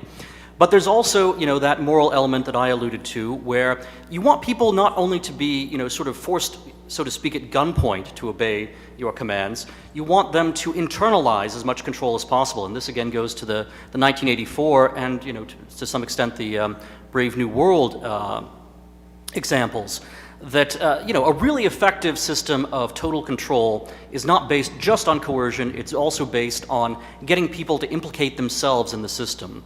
And so I think you have to attack it at both of those, in both of those ways. And it does seem to me that the resistance that, if you're able to create a counterforce within government, if you're able to create a counterforce within the culture, you have to do both of those things, because otherwise, even if you knock down, it's like a game of whack-a-mole. You knock it down in one place, it's going to pop up in another, because it has these bastions in the moral level, in the capital level, and in the government level. And finally, I'll just say that it seems to me one of the things that conservatives need to do, and one of the reasons why you see progressives so angry about the idea that the 2020 election was not fully above board, it was, that they're mad that conservatives think it was stolen, precisely because they realize that that is a narrative that involves injustice. And if conservatives are able to, embrace a narrative that involves injustice, they're going to be able to fight just as tenaciously as progressives do. Now, I have my own thoughts about the election, and they're not quite at the same as most other conservatives, but it does seem to me that there is an example there of the ability to talk about something you perceive as an injustice in a way that really gives you a moral force and strength that you otherwise lack. And I think you can do the same thing when we talk about crime levels. I think, we can talk about the injustice that's being done to our police officers right now, and that if you're able to say that, we need to actually fight for the innocent people within our cities who are being gunned down by criminals every single weekend in this city and in cities across America, that kind of moral resistance against injustice will give us the power that the left right now has been able to wield by using this narrative derived from the struggles of the 60s. Yeah, so I mean, it seems like all three categories you mentioned are true, right? I mean, we all know people in each of those three categories. And what I would say is, I think that the most difficult case is when you have really large corporations that are thoroughly globalized, and it's almost as if they're just being cannibalized. I mean, I know people on the inside, telling me about this, and you watch it from the outside, and it's sort of terrifying, where you have companies that are just in a great position, they're not going to go anywhere, and they're basically, slowly being eaten from within. I don't know what to do about that. I have no idea. That's above pay grade, but frankly, I don't think there's much that can be done. It seems to me that the most important thing is to provide cover and slipstreams for people, especially creating new businesses, but also within the current system, and really focusing on how to provide enough space so that they can start operating in ways where they're not going to get crushed, and that seems to me the tip of the spear.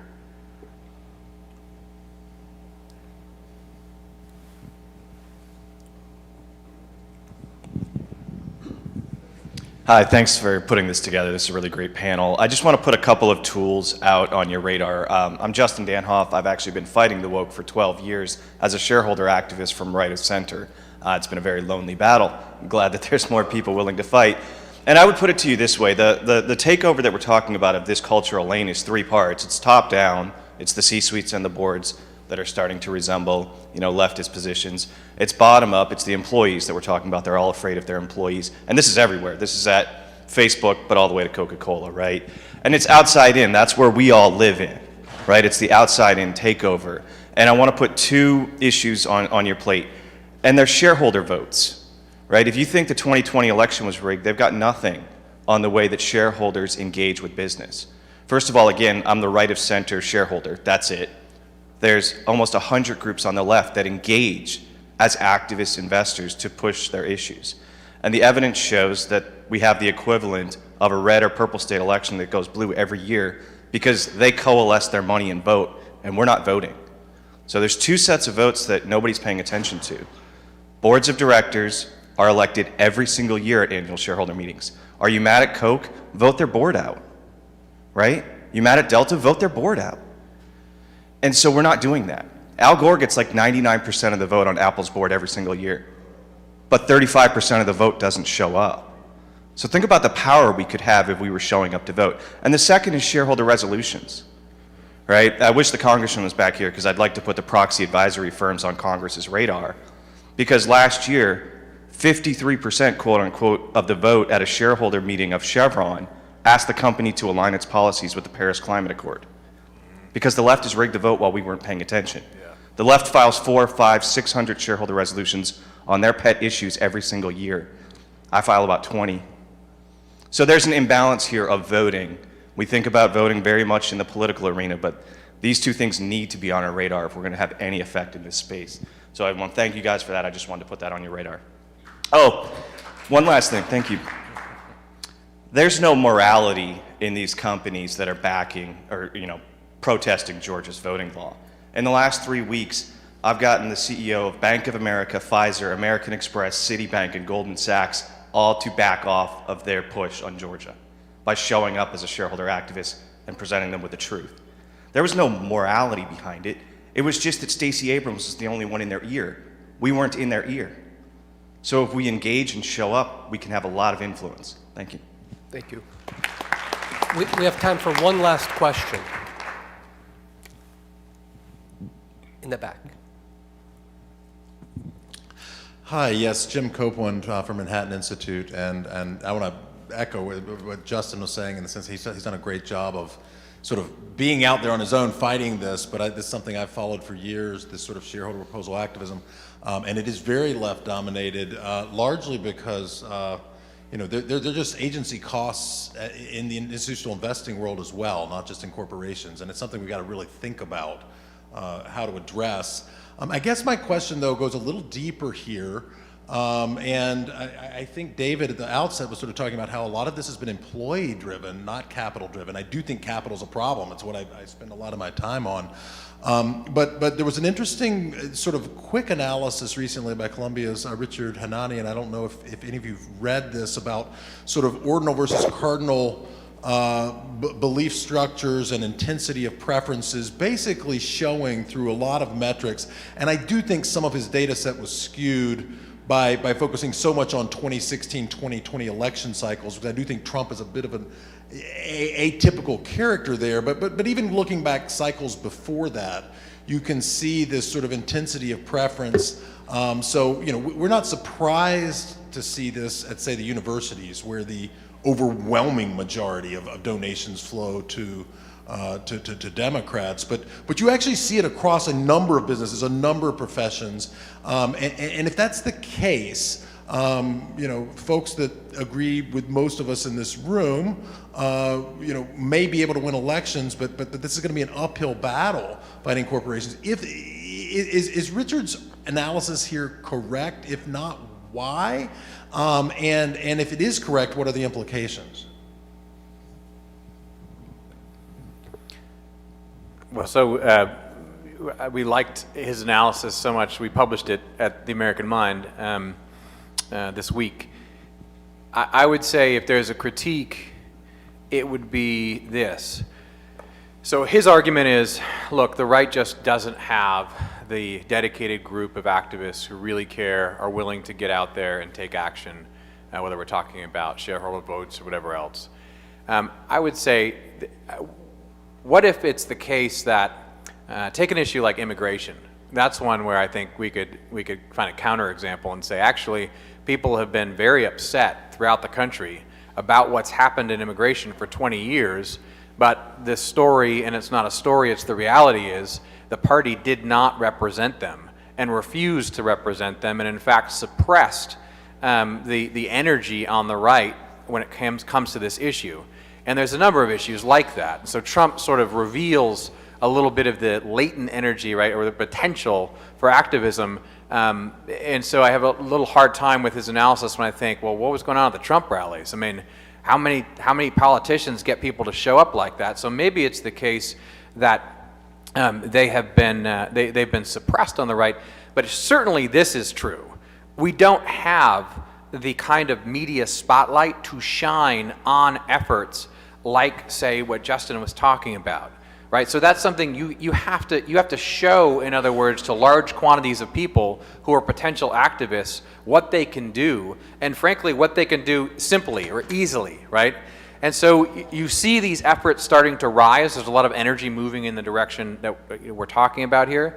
But I think the media infrastructure isn't there, the kind of communications infrastructure isn't there to highlight it. And you almost need a new kind of rhetoric. Why? Because everything on the right is either suppressed by kind of mainstream institutions, of course, but also from within by its own party. So to answer the question, we have to see what happens when efforts like Congressman Banks's memo, right, start to gain traction. And certainly with what I'm doing both with Claremont Institute and with New Founding, I mean, I talk to people every day now who are really trying to do new things along the lines you described. So, I mean, if there's a silver lining of hope, it's that the experiment hasn't been fully tried. I'll just add to Matt's point that, when the competing narratives are on the left, we have to fight the Klan, we have to fight Nazis, we have to go out there and engage business in this, tremendous moral struggle. And the narrative on the right is, hey, we want the Leave Us Alone coalition, as Grover Norquist calls it. Gee, you can't really be surprised that the intensity of engagement is so much stronger on the left than it is on the right. And thankfully, we have organizations like the Claremont Institute that are now starting to add a degree of moral clarity and moral intensity to the discourse on the right. But for too long, it has been complacent, and it has been libertarian, and it has not engaged a sense of ongoing injustice that we have to actively fight against.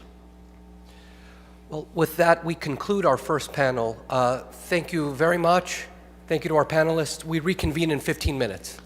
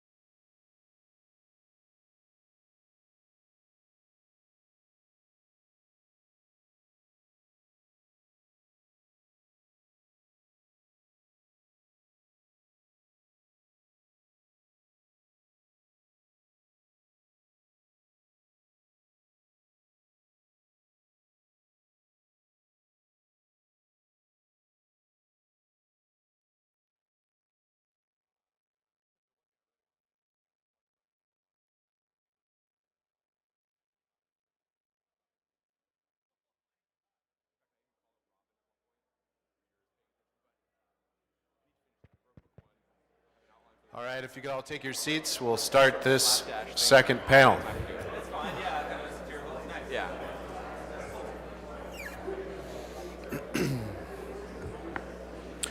Well, we touched on a little bit the last panel, what to be done. Roboy, come on, go sit down. Well, thank you all again for joining us. For the sake of our live stream and video afterwards, I'm Ryan Williams, president of the Claremont Institute, publisher of the Claremont Review books and The American Mind, and it's my pleasure to introduce our second panel today, which we will talk a little bit more about what to do with our distinguished panelists here. First, let me introduce them. Andy Puzder, immediately to my left, is former CEO of CKE Restaurants, the parent company for Carl's Jr. and Hardee's. He was President Trump's nominee to be Labor Secretary. Sadly, he had to withdraw after the usual GOP Senate fecklessness. And we should note that a lot of people don't know this, but Andy had a long career as a litigator and was one of the leading, really path-breaking litigators in the pro-life movement. So if you don't know that story, it's worth checking out. After Andy, we have Mike Anton, an old friend of Claremont.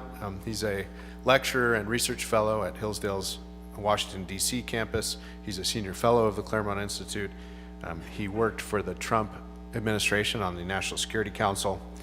And interestingly, for our topic here on this panel today, Mike was a denizen, never really a citizen, of corporate America for a time, including at Citigroup and BlackRock. The interesting anecdote that he told me years ago, which I always remembered, was, you know, Mike was kind of the last, he's Gen X, he's kind of the last group at Citigroup that had a somewhat diverse educational background. The guys older than him, you know, they could have come from the University of Georgia or Harvard. But the young kids under 35, when Mike was there 10 years ago, all came from Princeton, Harvard, Yale, or Stanford. So that, I think, has a lot to do with our current predicament. And then finally, we have Chris Rufo. You know, Chris was a Lincoln Fellow of the Claremont Institute a few years back. You know, just an obscure documentarian, but now he's a famous critical race theory critic. I would say it's all due to our time with him for a week at the Lincoln Fellowship, but that's not true in the least. Chris worked at the Discovery Institute. He's had this wonderful ascent on social media, taking on this issue of critical race theory, and has become a kind of repository for leakers and whistleblowers against this practice, and he's now a senior fellow, well earned and well deserved at the Manhattan Institute, and a contributing editor at City Journal. So with that, we'll turn it over to Andy to start. Thank you, Ryan, and I don't see Arthur, but Arthur, wherever you are, thank you as well. It's an honor to be here and speaking at a Claremont Institute event, particularly on a topic as important as we are now all coming to realize very quickly woke capitalism is. For me, this is one of those horrific experiences where you are on a panel, and there are a bunch of people who speak before you, and they say about 2/3 of what you wrote down to say. So a lot of this is just going to be off the cuff. It'll be just between us, and it'll be a very personal conversation because my written remarks have become less pertinent than they were at 9 o'clock this morning. I'm going to start with something nobody's done yet, which is quote Ronald Reagan, because how could we have one of these conferences if we didn't quote Ronald Reagan? And from a speech at Hillsdale College back in 1977. It was called What Happened to Free Enterprise? And if you haven't read the speech, read the speech. It's incredible. You could take that speech, 43 years old, you could change maybe a dozen words and give it today, and it would be just as impactful today as it was back in 1977. But one of the things he asked, have great corporations, have they abdicated their responsibility to preserve the freedom of the marketplace out of a fear of retaliation or reluctance to rock the boat? He says, if they have, they're feeding the crocodile, hoping he'll eat them last. And I think that's much of what we see out there with America's CEOs today. And there are a bunch of different reasons. I think really to understand how a CEO would look at this, and when I was CEO of CKE Restaurants, as Ryan said, we had about 4,000 restaurants in 45 states and 40 foreign countries. We did about $4 billion as a system the last year I was there. We were a New York Stock Exchange company. and from 2000 when I took over until 2010, and then we were owned by a private equity firm. So I've got some experience in what, at least back in the 2000s, would motivate a CEO to take a position on an issue one way or another. And I can tell you, there really, to understand how CEOs would look at what's going on, you really need to go back to why we have corporations in the first place. And we have corporations because obviously they provide a liability shield, which allows people to invest, and their total risk is what they invest. They're not investing everything they ever owned or everything they might own like a business owner. They're investing, their risk is just what they invest. And that encourages people to invest, because if we don't have that kind of protection, we generally tend to put our money under a mattress, and money being a depreciating asset, that's not where you want it to go. You want to invest with somebody who will protect your investment and maximize the returns on that investment so that your money becomes worth more. Now that's all pretty simple, and I know you all knew that. But this stakeholder capitalism, ESG investing, woke capitalism, this strikes at the heart of our capitalist system. It does so by imposing non-economic obligations on American businesses. It reduces the focus on profit, and in doing so, reduces the incentive to invest, and therefore the capital available for growth. So over time, this will have an extremely negative impact, and it has the most negative impact for working and middle-class families, because it means fewer jobs and lower paying jobs. So why would we walk away from the system? You know, it's been incredibly successful, right? Inspiring people to make a profit has lifted billions of people out of poverty in capitalist countries and modern economies. I mean, the environments are better, the healthcare systems are better, the education systems are better, the standard of living is better, GDP per capita is far superior. Why would we walk away from that? Well, there's really not a good reason to walk away from it, and it's a little spooky that we're even considering walking away from it. And I think it's a result of people, I'll call them collectivists. It's a certain mentality. But you know, we would, in Reagan's day, we'd have called them communists, but they keep changing their name. They're communists, progressives, I don't know, whatever you want to call them. It's kind of ridiculous. Now they're called Democrats. I mean, you know, it's whatever you want to call them. But back in those days, you know, communism, the major tenet was the proletariat versus the bourgeoisie, and this is how you generated support. Was you know, the workers of the world, the bourgeoisie was to unite.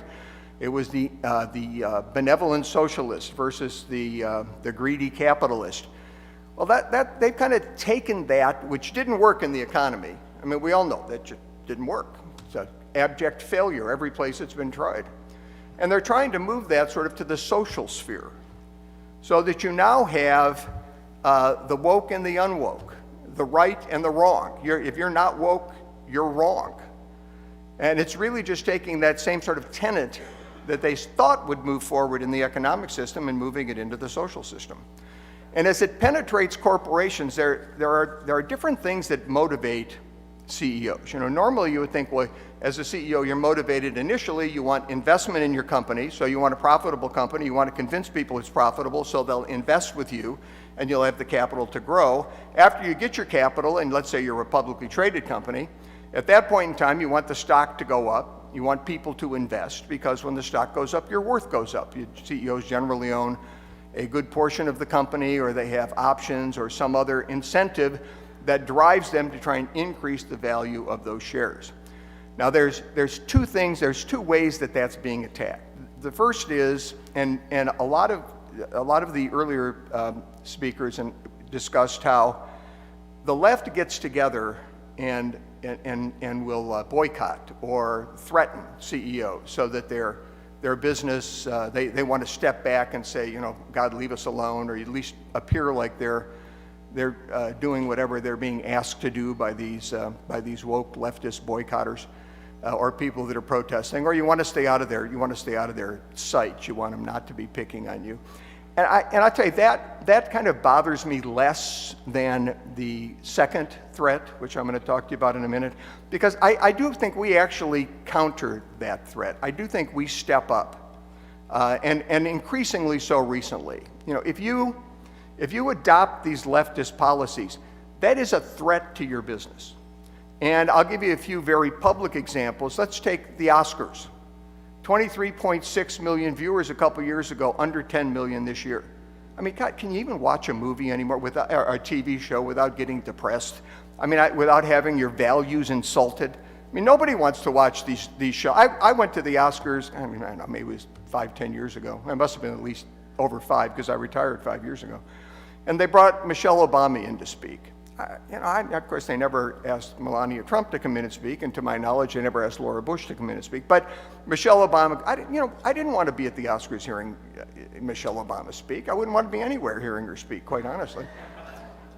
But the politics of this, and then we're going to hear from J.D. Vance today, a hillbilly elegy. Look, in a saner time, in the time of Chariots of Fire or A Man for All Seasons or Ben-Hur, that movie would have been in there for the Oscars. But it doesn't relate to any of us anymore, so we stopped, even all the great-looking celebrities on the red carpet, we just stopped watching. The NFL, I mean, their viewership is down to levels that they haven't seen, by some estimates, going back to 1969 when Joe Namath was in the Super Bowl. As a matter of fact, they were down, their ratings were down the lowest since 2006, and some metrics the lowest since 1969. The NBA, their ratings are down 45% from the 2011 and 12 season on ABC and 40% on TNT.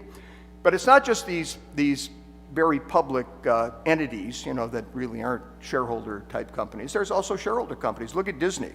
Disney fires that wonderful actress that was in the Mandalorian. I can't remember her name. But they fired her. They went woke on diversity training. And strangely enough, about a week and a half ago, it was announced that Disney didn't meet what the analysts said its new subscriber goals would be, and their stock went down. Well, look, I canceled my subscription as soon as they fired that actress from The Mandalorian, whose name I can't even remember.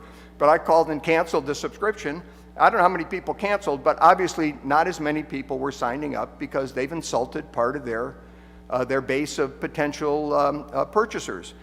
Coke is probably the best example. Now, Coke, they went very woke on this diversity training. I don't know if you remember, a lot of people, we were Coke's 6th largest, what do they call it? We bought the syrup from them. We were their 6th largest purchaser, I think, in the world at one point in time. And a lot of the people I know at Coke called and were very upset about this diversity training. And then they went out and got woke on the Georgia voting law. Well, as of April 21st, Rasmussen came out with a poll that said 37% of the American public would buy fewer Coke products because of the positions that Coke had been taking. Well, I got to tell you, as a CEO, the last thing you want to see is a poll that says 37% of the public is less inclined to buy your products. And in fact, on May 4th, about 2 weeks later, the chief legal counsel for Coca-Cola, who had implemented these diversity training programs, and probably had a lot to do with what happened on the Georgia law, mysteriously resigned. And Coke also announced that it was backing off on this aggressive diversity program. So we can have an influence on these companies. We can have an influence as consumers. We can't have an influence as conservatives if we just kind of back off. This is why companies don't. Generally, in my day, you didn't want to take an aggressive position, unless you're like Starbucks or Patagonia, where you take an aggressive position because your customers are people that like that position, or the NFL, which you would think would make you take a more patriotic beer drinking type position, because that's the people that generally watch NFL games. But apparently, the NFL was unaware of that and walked away from the majority of its of people who watch those games. So what's the bigger threat? The bigger threat to me is the asset management firms such as BlackRock, Vanguard, State Street, that create demand for your stock if you're a CEO. The reason you want to be profitable is because you want demand for your stock, right? You want people to want your stock because when there's demand, the stock goes up. If there's no demand, the stock goes down. And so when you can drive the price of your stock up by being profitable and being focused on being profitable, as Milton Friedman, preached, companies' primary responsibility is to their shareholders to generate returns. consistent with law and ethical custom, which of course means you shouldn't do things that are illegal and it's okay to contribute to charities. But your primary focus should be on profitability for the company. And of course that involves these other stakeholder elements. There is no company in the country, I'm going to tell you right now in case any of you have never been in business or been living under a rock, there's no company in the country that doesn't pay attention to its employees. You don't pay attention to making your employees happy, you go out of business because your employees go to your competitor. There's no company in the country that doesn't pay attention to the people in its supply chain. Because if you don't pay attention to people in the supply chain, they're going to supply your competitors and they're not going to give you preferential treatment. And there's no company in the country that doesn't make at least some charitable contributions to the community. Last year there was $21 billion contributed by American corporations taking advantage of the charitable tax deduction because it's good to help the community. And it does in fact help your reputation as a company and is in the interest of your shareholders. So when you can drive the price of your stock by focusing on profitability, and if we can as conservatives, or you don't have to be conservative, you could be a libertarian, just somebody who doesn't want companies focused on these woke issues. If we reject companies that become very woke, that's going to have an effect on them. Now, it might not have an effect on Nike because they're appealing, like Patagonia or let's say Starbucks, to a more leftist type clientele. They're into these younger people that are still buying their products. So you're going to have companies that do that, but you're not going to have the vast majority of companies doing that.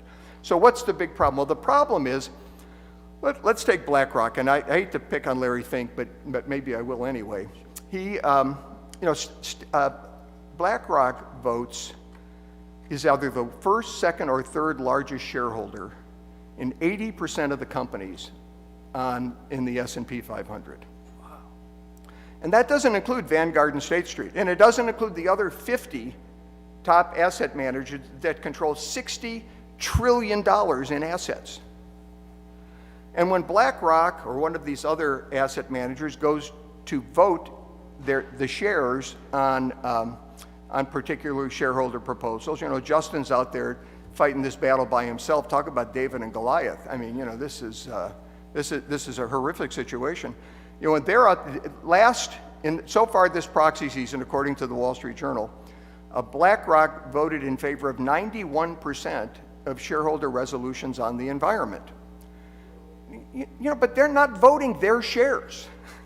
They're voting shares they hold for all of us. I'll bet almost all of you have a mutual fund, and it's probably one of the BlackRock funds. It's probably in your investment portfolio. They vote for middle and working class Americans who have pension funds, 401ks, IRAs, who simply want a peaceful retirement, right? But they're voting their shares in favor of these woke ESG criteria, environmental, social, governance, investment criteria that these 50 large asset managers have adopted. And if they're not investing in the most profitable companies, they're in effect taxing their investors to accomplish their social goals because they're reducing returns. And nobody from a mutual fund ever called me and asked me if I was in favor of reducing my returns in favor of these, protecting the environment or having major diversity programs at the company. Nobody elected, Larry Fink and his ilk as politicians to try and enact these kinds of policies. Larry Fink actually said recently in a letter he sent out, I think it was to the companies that they invest in, where he talked about this environmental, the E part of ESG, and said it's going to require that to get to carbon neutrality by 2050, it would require that we fundamentally transform the economy. I didn't elect this guy to fundamentally transform the economy. I didn't vote for, did anybody else vote for him to fundamentally transform the economy of the United States? So when they're out there voting these shares, as this huge block, well, you may be able to try and hide from consumers and look neutral and not offend anybody. You can't hide from these guys. They're out there, Justin could tell you, they're out there voting in favor of these various proposals, and it's not in your interest as an investor. So let's talk for a minute about what kind of CEOs we have, because I think we've been talking this morning about CEOs generally. and as though everybody thinks the same. And there are different kinds of CEOs. I think, one, they're true believers. They're the ones that want the revolution. You know, they probably run the tech companies. You know, and there are some that run these asset management firms where they're using other people's money to accomplish their social objectives, you know, like the heads of BlackRock, Vanguard, and State Street. But they're the true believers, and I don't think much we do is going to influence them. Then there are those who just want to be on the right side of history. You know, they've been convinced that this wokeness is the right side of history. I wish some of them were a little older, because I could remember when I was a young lawyer prior to Ronald Reagan taking office. This is back in 1978. I became a lawyer. When, look, people were telling us, Jimmy Brzezinski, I think it was Carter's Secretary of State or Secretary of Defense, National Security Advisor. Thank you. Came out and said, you know, X number of countries have converted from democracy to capitalism since the end of World War II, and no countries have converted from democracy. Excuse me. X number of countries have converted from democracy to communism since the end of World War II, and no countries have converted from communism or a dictatorship to democracy. And we just have to accept the fact that the future is communism, that communism is going to be present. We're just going to have to deal with it. Well, of course, you know, 10 years later, we brought down the Berlin Wall, and things changed. So the way that intellectuals, the way that people view the history or getting on the right side of history isn't always how you get on the right side of history. Our capitalism has been relatively successful over the past 200-some years. Third, there are those whose shareholders' interests are served by woke capitalism. I used Patagonia and Starbucks as examples, and you know, they're going to go out there and say things that appeal to their consumers. And then I think there's the majority of CEOs. They're the ones that are just bullied into doing this. They would prefer to be focused on running companies that are profitable. They'd prefer not to have to deal with these woke issues. You know, it's tough enough to try and make a company profitable without worrying about whether Larry Fink's going to come down on you because you're not environmentally friendly. I mean, even Warren Buffett, you know, who's a fairly powerful CEO over a company that owns a lot of other companies, was obviously nervous or upset about what BlackRock was doing with these environmental requirements, and stood up to him. You know, good for him. He stood up to him in the last shareholders meeting. So there are things you can do as a consumer. What then can we do about these asset managers? And yeah, really they control so much. And part of it's, I think, that the fact that a lot of us really didn't awaken. I hate to use the word become woke, but a lot of us didn't awaken to the fact that this was happening until recently. And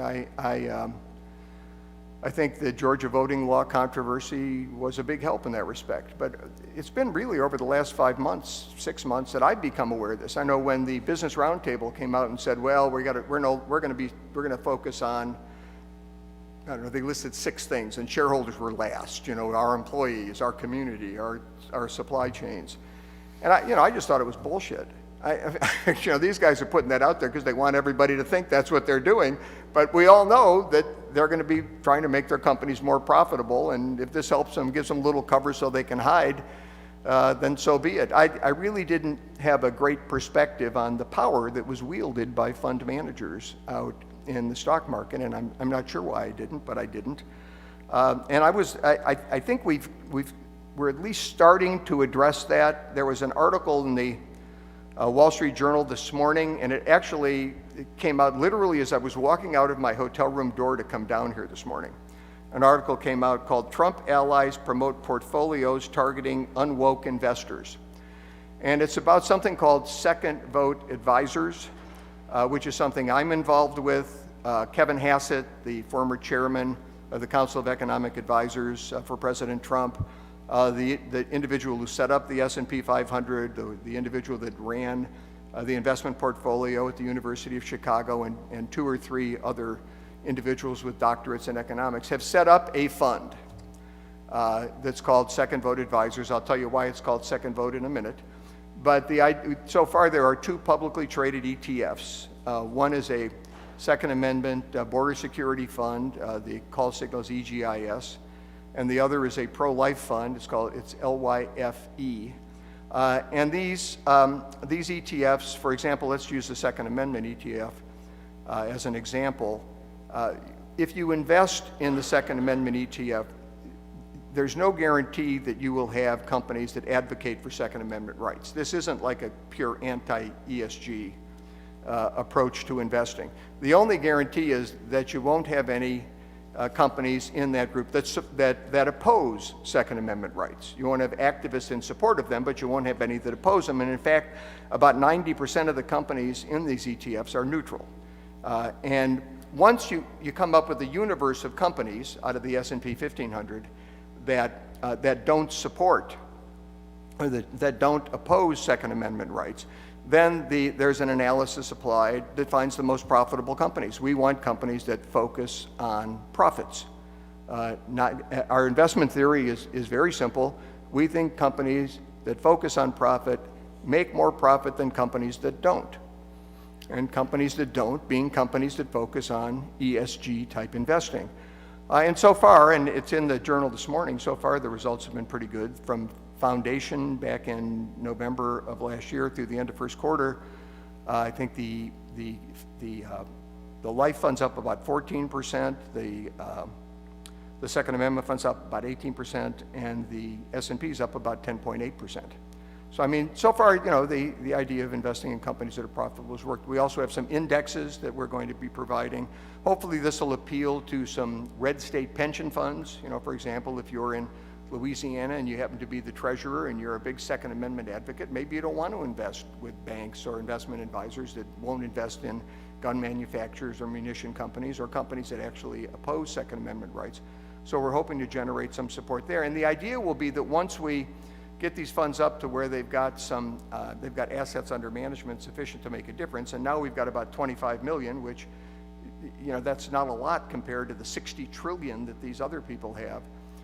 But it's up from just a couple of million just a few months ago. So it's really started to pick up, and we will then use the influence that we have in those funds to try and bring those companies into line. A lot of what Justin does, but hopefully with a little more influence than Justin currently has. And you know, Justin's familiar with the people involved in this and well has been working with them. So it's not like it's a completely different track, but we'd like to build up assets under management sufficient to make a difference so we can go in and encourage these companies to be neutral on some of these issues and to focus on what they should focus on, which is, you know, making a profit, producing returns for investors. You know, there was and I don't know if Michael knows him or not, there was a guy named Tariq Fancy who implemented a lot of these ESG policies at BlackRock, and he had an article in USA Today, I don't know, it's a month or so ago, critical of certain companies because he calls it greenwashing, where they try and fake that they're environmentally friendly. And he admits it, they try and fake it because companies that are environmentally friendly just don't produce as good a return as companies that don't focus on being environmentally friendly. And then he also admits, of course, that the reason asset managers do that is because their primary responsibility to their investors is to produce a profit. So that, for example, these retirement funds have enough money to fund the retirements of the people that invested in them. So there are, again, the point here is if you're a CEO, you're going to be looking to your customers. You don't want to offend your customers. You want a customer base that will buy your products. If you're Coca-Cola, you know, that's the whole world. If you're Starbucks, maybe it's a more limited group, or if you're Patagonia. But how do you satisfy these huge and super powerful investment firms that manage such an incredible amount of assets and may end up owning such an incredible amount of your stock, even small amounts of stock? Justin talked about he goes in with a few shares. When I ran CKE restaurants, we used to have PETA come in, and they would buy, I don't know, 5 shares of stock and come in and argue that we shouldn't use beef. Well, it was a hamburger company. I mean, you know, so we at the time we said thank you very much for your input and sort of told them to kiss off. But I think a lot of CEOs out there right now are in a position where they're forced to feed the crocodile, hoping he will eat them last. And I'm hoping we can do things, we can get things going in the investment community that offers CEOs the alternative to say, you know, as Nancy Reagan said, just say no. You know, some of this stuff we're just not going to do. We're focused on our investors and on making a profit. And they told me to speak for 15 or 17 minutes. I, of course, have no idea whether I spoke for 15 or 17 minutes, because I think the congressman was supposed to be on this panel too, which meant we had a shorter period of time to speak. So I guess I'll turn it over to Christopher now. So, and thank you for listening to my my unprepared talk. All right.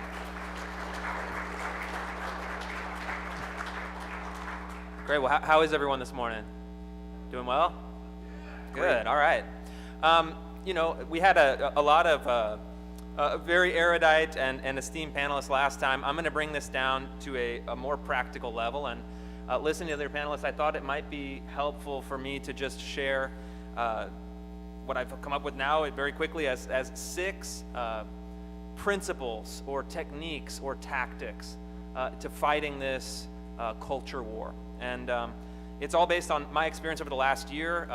Stumbled into it backwards initially and then have really enjoyed fighting it. But about a year ago, a little less than a year ago, I started reporting on diversity trainings in the federal government and looking at DEI trainings, critical race theory trainings at first actually one story in the city of Seattle that took off, and then I started getting sources reaching out to me from Treasury, Homeland Security, FBI, DHS, VA, EPA, the National Credit Union Association, or NCOA, whatever that is. And all of these stories of these divisive, abusive, ideological, and extreme brainwashing programs that they were subjecting federal bureaucrats to. And I started basically riding the dragon of these reports and putting them out on Twitter, you know, appearing on Tucker or Laura Ingraham in the cable news, and then on, you know, as these stories were starting to pick up steam, some really incredible things started happening, and I had a chance to do a joint monologue with Tucker Carlson at the beginning of the show, and I wrote out. The producer called me and says, "Hey, Tucker wants to do a joint monologue. Meet us at go to the studio in Seattle. Write a script. So you have 3.5 minutes where you need to speak." So I furiously wrote a script, drive up to Seattle as fast as I could, and then they tell me, "Yeah, we couldn't get a teleprompter, so you're just gonna have to just wing it for 3.5 minutes." And a little panic ensued, and then you know the lights go out, and I actually kind of just blacked out for about 3.5 minutes.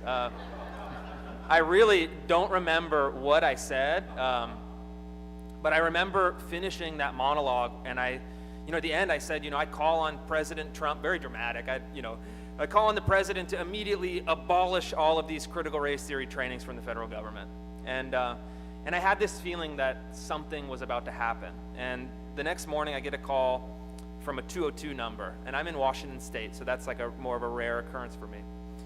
And I just it's 7 a.m, calls my cell phone, and I said, all right, this is about to go down. And it's Mark Meadows, the chief of staff, and he says, Christopher, the president saw you last night. He instructed me to take immediate action. Let's get something done. And this, I think, has led to a huge moment in this fight on these ideological fights in this country, and it turned critical race theory from an obscure academic discipline and a series of Harvard Law Review articles from 1992 into a national fight that conservatives are winning. And I think over the course of this campaign, you have, the president of the United States denouncing critical race theory by name at the National Archives. You've now had 14 state legislatures introduce bills to ban critical race theory trainings from their state agencies as well as K-12 education systems. And you have every conservative governor and senator with presidential ambitions now having gone on the record to denounce this ideology. And the polling data from the last 2 weeks has been really interesting. You've taken something that almost no one had heard of. Now you have probably about 200 million Americans are familiar with this, and 80% of Americans oppose the tenets of this ideology.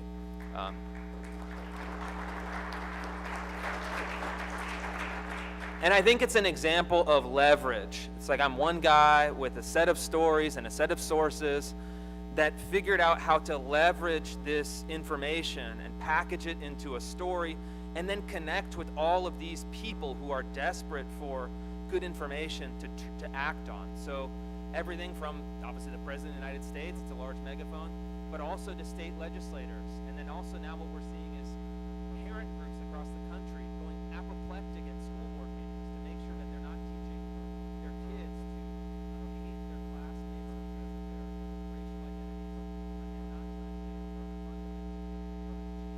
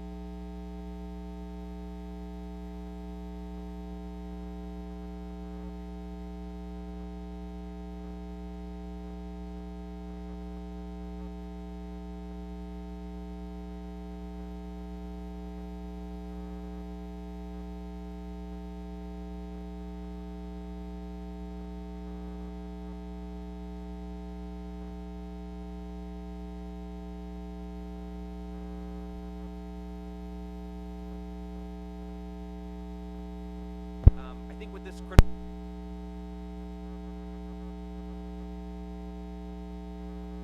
something is going wrong in the culture, that certain ideologies and ideas were devouring institutions, and then we put a label to it, critical race theory. Actually, they put a label to it in the 1990s. We just appropriated it. And then we went and attacking it both theoretically, attacking its principles and making those arguments, but also attacking it at a very practical political level and providing political leaders with a cudgel with which to beat down these institutions. And so I think that's number one. Win the fight. I've seen like the most nasty and vituperative fights are when you say something, and I try to stay out of these fights because I'm ignorant, but I'm sure Michael Anton would be very knowledgeable. But if you say, well, this all can be traced back to Hegel, you get the most insane fighting in this academic realm. And I've noticed people trying to bait me into a lot of these fights where they say, well, you don't even understand the true historical nature of critical race theory, or you must not have read, Mari Matsuda's definitive 1996 paper.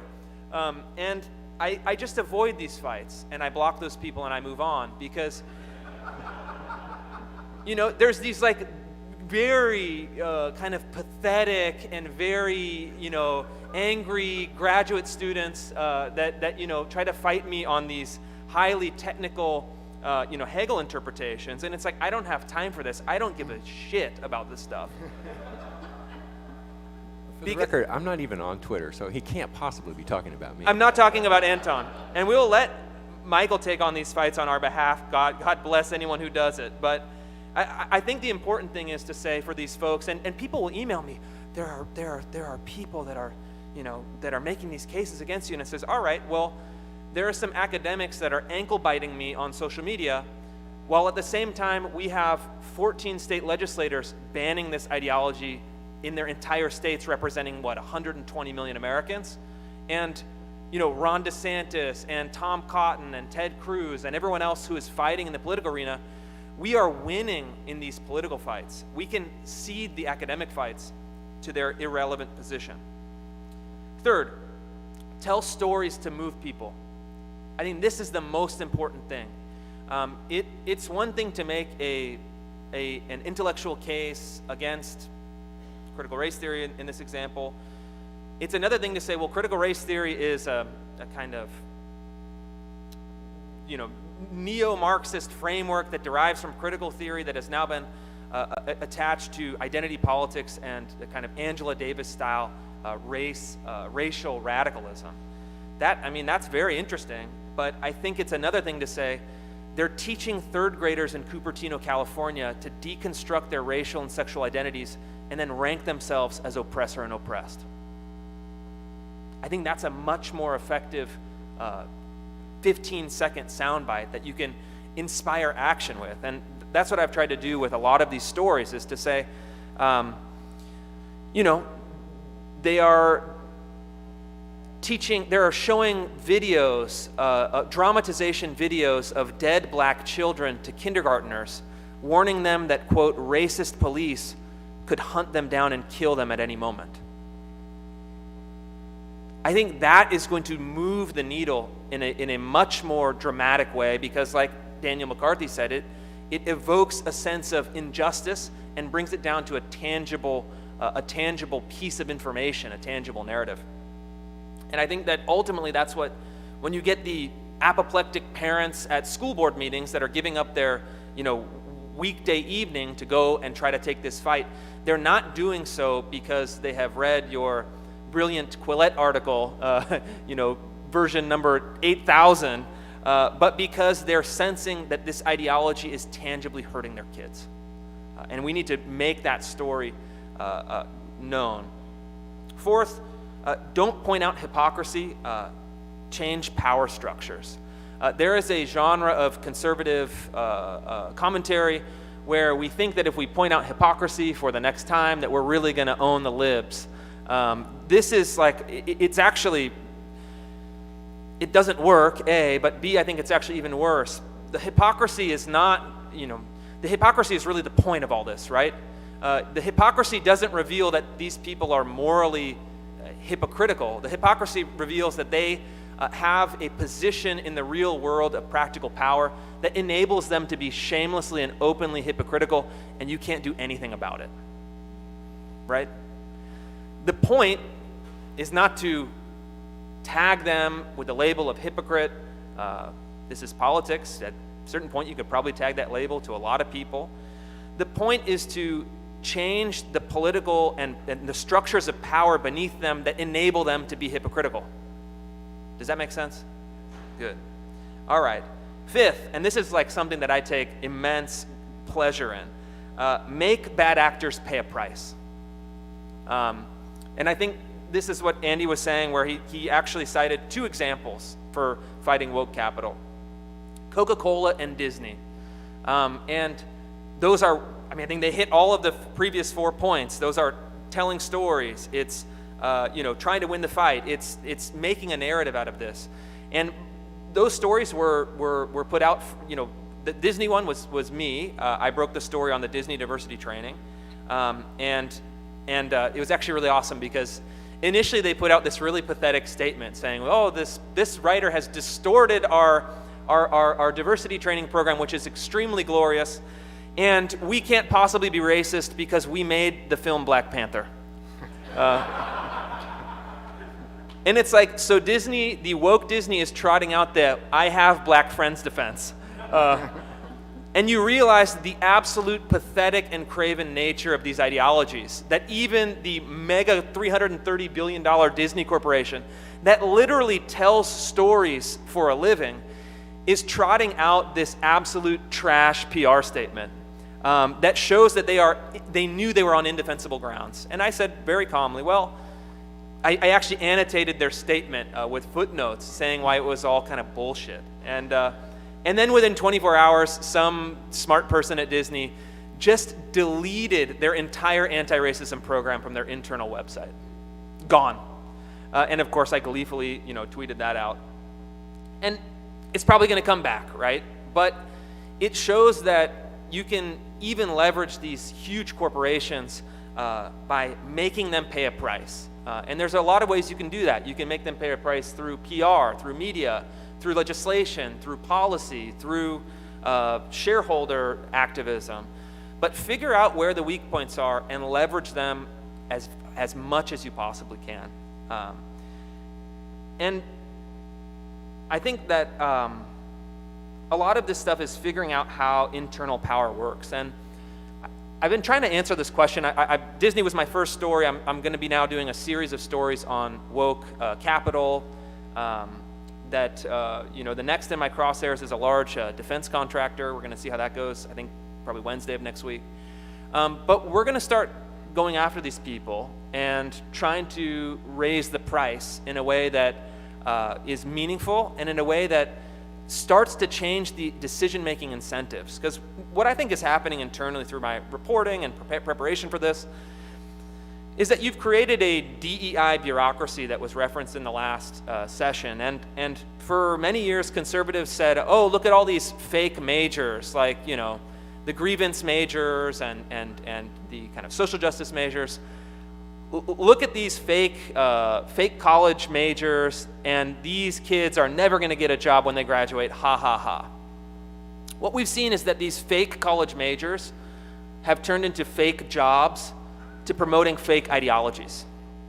So formerly the unemployable gender studies major is now the microaggressions investigator at the University of Michigan, or the DEI compliance junior officer at the Coca-Cola Corporation, or the internal commissar at the Department of the Treasury under the Office of Women and Minority Inclusion that sends out daily propaganda emails to all Treasury employees until Trump stopped it, and now they're back. And so you have this internal political apparatus that we need to, I think, discredit, dismantle, and then replace. And I think we're in now the discrediting phase, which is, I think, a lot of fun, frankly, because it's like you have these interchangeable PowerPoint presentations that go around all the corporations, and they're so patently ridiculous. Just by posting them in full on Twitter, all of these things start to just explode and implode within these institutions. And then sixth and finally, I think we have to attack.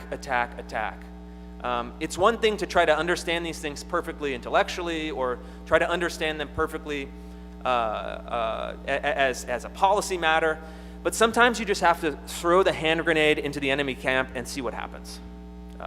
And I think we need to be throwing many more hand grenades into the institutions that are promoting this ideology, and seeing what happens when they start to scramble, and seeing what happens when they're under pressure. Because for the last 10 years, nobody has fought back against this stuff. Nobody. I can trace this through all of the thousands of documents that I've reviewed over the last year. You see the ideological growth, you see the institutional growth. You talk to the people that are now under the thumb of these programs that are silent dissenters, and you realize that it's been 10 years that these things have been metastasizing and nobody has fought back. In the last year, that's shifted dramatically. We've started fighting back, first at this kind of media level, but now we're starting to see people courageously stepping out from within institutions. Teachers that are saying, I don't agree with teaching neo-racism to my students. You can fire me, but I'm no longer going to do this. You have dissenters within institutions that are now pushing back in a more subtle and within the institutional level. And then you're now seeing the kind of eternal laggards, the actual politicians, realizing that this is a tremendous opening on a set of issues that, frankly, conservatives have never been very good at tackling. And I think that it reveals an immense opportunity. And what I'm seeing on the ground is that the lacking ingredients are leadership and courage. There are people at the grassroots level that are absolutely fired up. People say, that at these town hall meetings or community meetings or school board meetings, this set of ideologies, kind of labeled as critical race theory, is the number one kind of motivator and energy driver for grassroots conservatives and even center-left liberals. And so this just needs to be channeled productively by good leadership. And I think that's incredibly important. And then the virtue that is required is courage, because it's scary for a lot of people. People are silent because they don't want to lose their job. They don't want to be labeled a white supremacist. They don't want to be, chased out of their good standing, chased out of a position of good standing in their community. And at the corporate level, they just, they don't want to be, labeled the bad guy who is opposing the diversity initiative. But we need to fight from a position of principled courage. And I think what I've learned, and I'll be honest, I'm not immune to this. I'm a white guy fighting critical race theory. It's like, it got a little bit, there were moments where during this fight, as it was kind of blowing up nationally, it's like, oof, I am about to get blown up.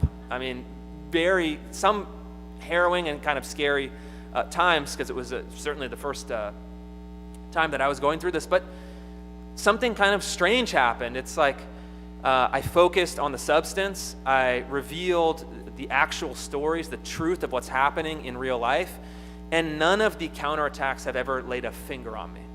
Not the New York Times, not the Atlantic, not the critical race theorists, whose best argument now is, well, you don't even really understand what critical race theory really is. The great true communism has never been tried defense. But I think that we're fighting this issue from a position of such intellectual strength and practical strength that it is an absolute winner, and we should have the courage to fight. So I would encourage you all to get involved in any way that you can. Figure out what levers are within your control and how to pull them to fight this. And on the last optimistic note, I think corporations are the institution that is easiest to deliver change in. I released a series of 12 investigative reports on public kind of wokeness in K-12 public schools. Well, guess what? K-12 school administrators are the least responsible, most bureaucratic, most heavily ideological, and least kind of nimble and capable, frankly, institution that we have. So I'll dump these absolutely horrific stories right on their head. They'll generate 25 million media impressions, and none of them changed because they're permanent bureaucracy, they're unaccountable, they just sit and do nothing. But corporations, I think if you hit them hard enough, they will change. The Coca-Cola story was released by a knitter and a human social organizational psychologist and knitter, like knitting, who has a loud Twitter account that she said, Chris, I got these great documents from Coca-Cola. I said, drop them. And this feisty knitter, threw the hand grenade inside the boardroom at Coca-Cola and changed the game. And I think that this is a point for optimism, because ultimately, at least in my experience, I have some experience in kind of the adjacent to the tech world in Seattle and Silicon Valley. None of the people actually believe this stuff. They're Havel's greengrocer, right? They don't believe in any of this stuff. They feel like they have to do it. But if we can give them an exit, if we can embarrass them enough times, if we can raise the price of behaving in this way, if we can make it actually seem pathetic. This is a political ideology perpetuated by the HR department. What is more pathetic than that? It's like Toby from The Office going woke. It's just horrible. And frankly, we have to demonstrate that this is a loser ideology promoted by the most loser departments of these institutions, and we have to turn it culturally toxic. And once we can do that, you're going to see these corporations starting to shift, and we're going to give those executives an easy out. When you say, hey, Coca-Cola, actually telling people to, quote, be less white is kind of offensive to a lot of people and probably not a good program to hitch your wagon to. You're giving that CEO an easy exit. He now has cover to do the thing that he probably wanted to do anyways, but couldn't do it because of the social pressure. So let's get after it, let's get after it. Let's have fun. Let's fight and let's win. All right.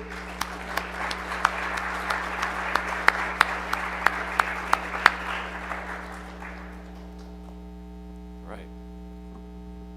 I was asked to speak about what to do. I don't know why I particularly was asked that question, what to do about this. I usually don't have any terrific ideas about what to do about anything. But I thought about it, and I came up with 7 options. And I'm going to list them in sort of ascending order of effectiveness, if they could be pulled off. And I mean effectiveness in the sense of, would this work if we could do it, not how realistic is it that we can do it. So 1, infiltrate these companies. 2, apply shareholder pressure. 3, boycott them. 4, use state power against them. 5, build parallel institutions. 6, wait for the SALT to collapse. 7, accelerate the collapse. Okay? So let's go through them. I'll try to infiltrate them. All right. Meaning, like, I'm a college professor, so I have students come to me all the time and say, oh, you did X or you did Y in your career. I'd like to do that too. How do I get into that? And I'm honest with them. I tell them how I did it, but I also try to tell them, look, there are costs to this, and it could be a problem for you, and you need to think about it before you decide to pursue this particular career. This would be essentially an attempt by the right to do what the left, the so-called long march through the institutions. Are we capable of doing that, of recruiting all of these people and doing to these institutions what the left did to them over the last 50 years? I have my doubts as to whether we have the organizational capacity and so on and so forth. Before I would encourage any student of mine who says, I want to go to New York and join some big corporation, I'm honest with them and tell them what they're up against. And if you send them into one of these institutions, they're not going to be joining a big company in 2005 like I did for the first time. They're going to be joining it in 2021, and they're going to have a very different experience. And to be a dissident within that company is going to be hard for a lot of the reasons that Chris said. You can try to shake things up, in which case you're going to be putting your career at risk, or you can just sort of keep your head down and be quiet and do your job and make money, in which case you're not really performing a long march through the institutions, you're just burrowing in. And I don't know how effective ultimately that would be. Shareholder pressure. I know we had a speaker ask a question about this, and Andy talked about it too. This is effective, I agree it's effective, but again, what we can do seems to me to be pale in comparison to what the left does, in 2 senses. One, I remember the very first time I went to an annual meeting. I'd never been to one before, and it was in Manhattan in 2005, in my first job out of government, and the annual meeting, you should come and watch this. I was like, oh, sure. And it was News Corp, for what it's worth, the pre-division News Corp, which is now 2 companies. News Corp owns the newspapers, and 21st Century Fox owns the TV properties, but back then they were one company. And Rupert Murdoch was and is the chairman, and he just had to sit there and listen to people come up to the microphone and harangue him in really ungodly bad terms. And I was just shocked by this. I was like, I can't believe this is happening. And I went out to the lobby at one break, and I called my father, who's been a corporate lawyer for years. I can't believe what I'm seeing. So, well, and I explained it to him, and he goes, it's what they do. I mean, they let off steam. This is just theater. You're like the young horse who hears a car backfire and freaks out, and you look around, all the other horses are still chewing grass. You need to hear it a couple of times, and you realize this is just sound and fury. Except that it isn't really. These activists can and do apply pressure that shareholders listen to because they want it more. They want it more than our side. And this is a problem conservatives have across the board is, there's always a little share of the population, for whatever, that cares deeply about some issue that will make noise and cause trouble and until they get their way. And our side tends to want to go about their business and do their jobs and live their lives. And we don't want it as much. And so we let them have their way.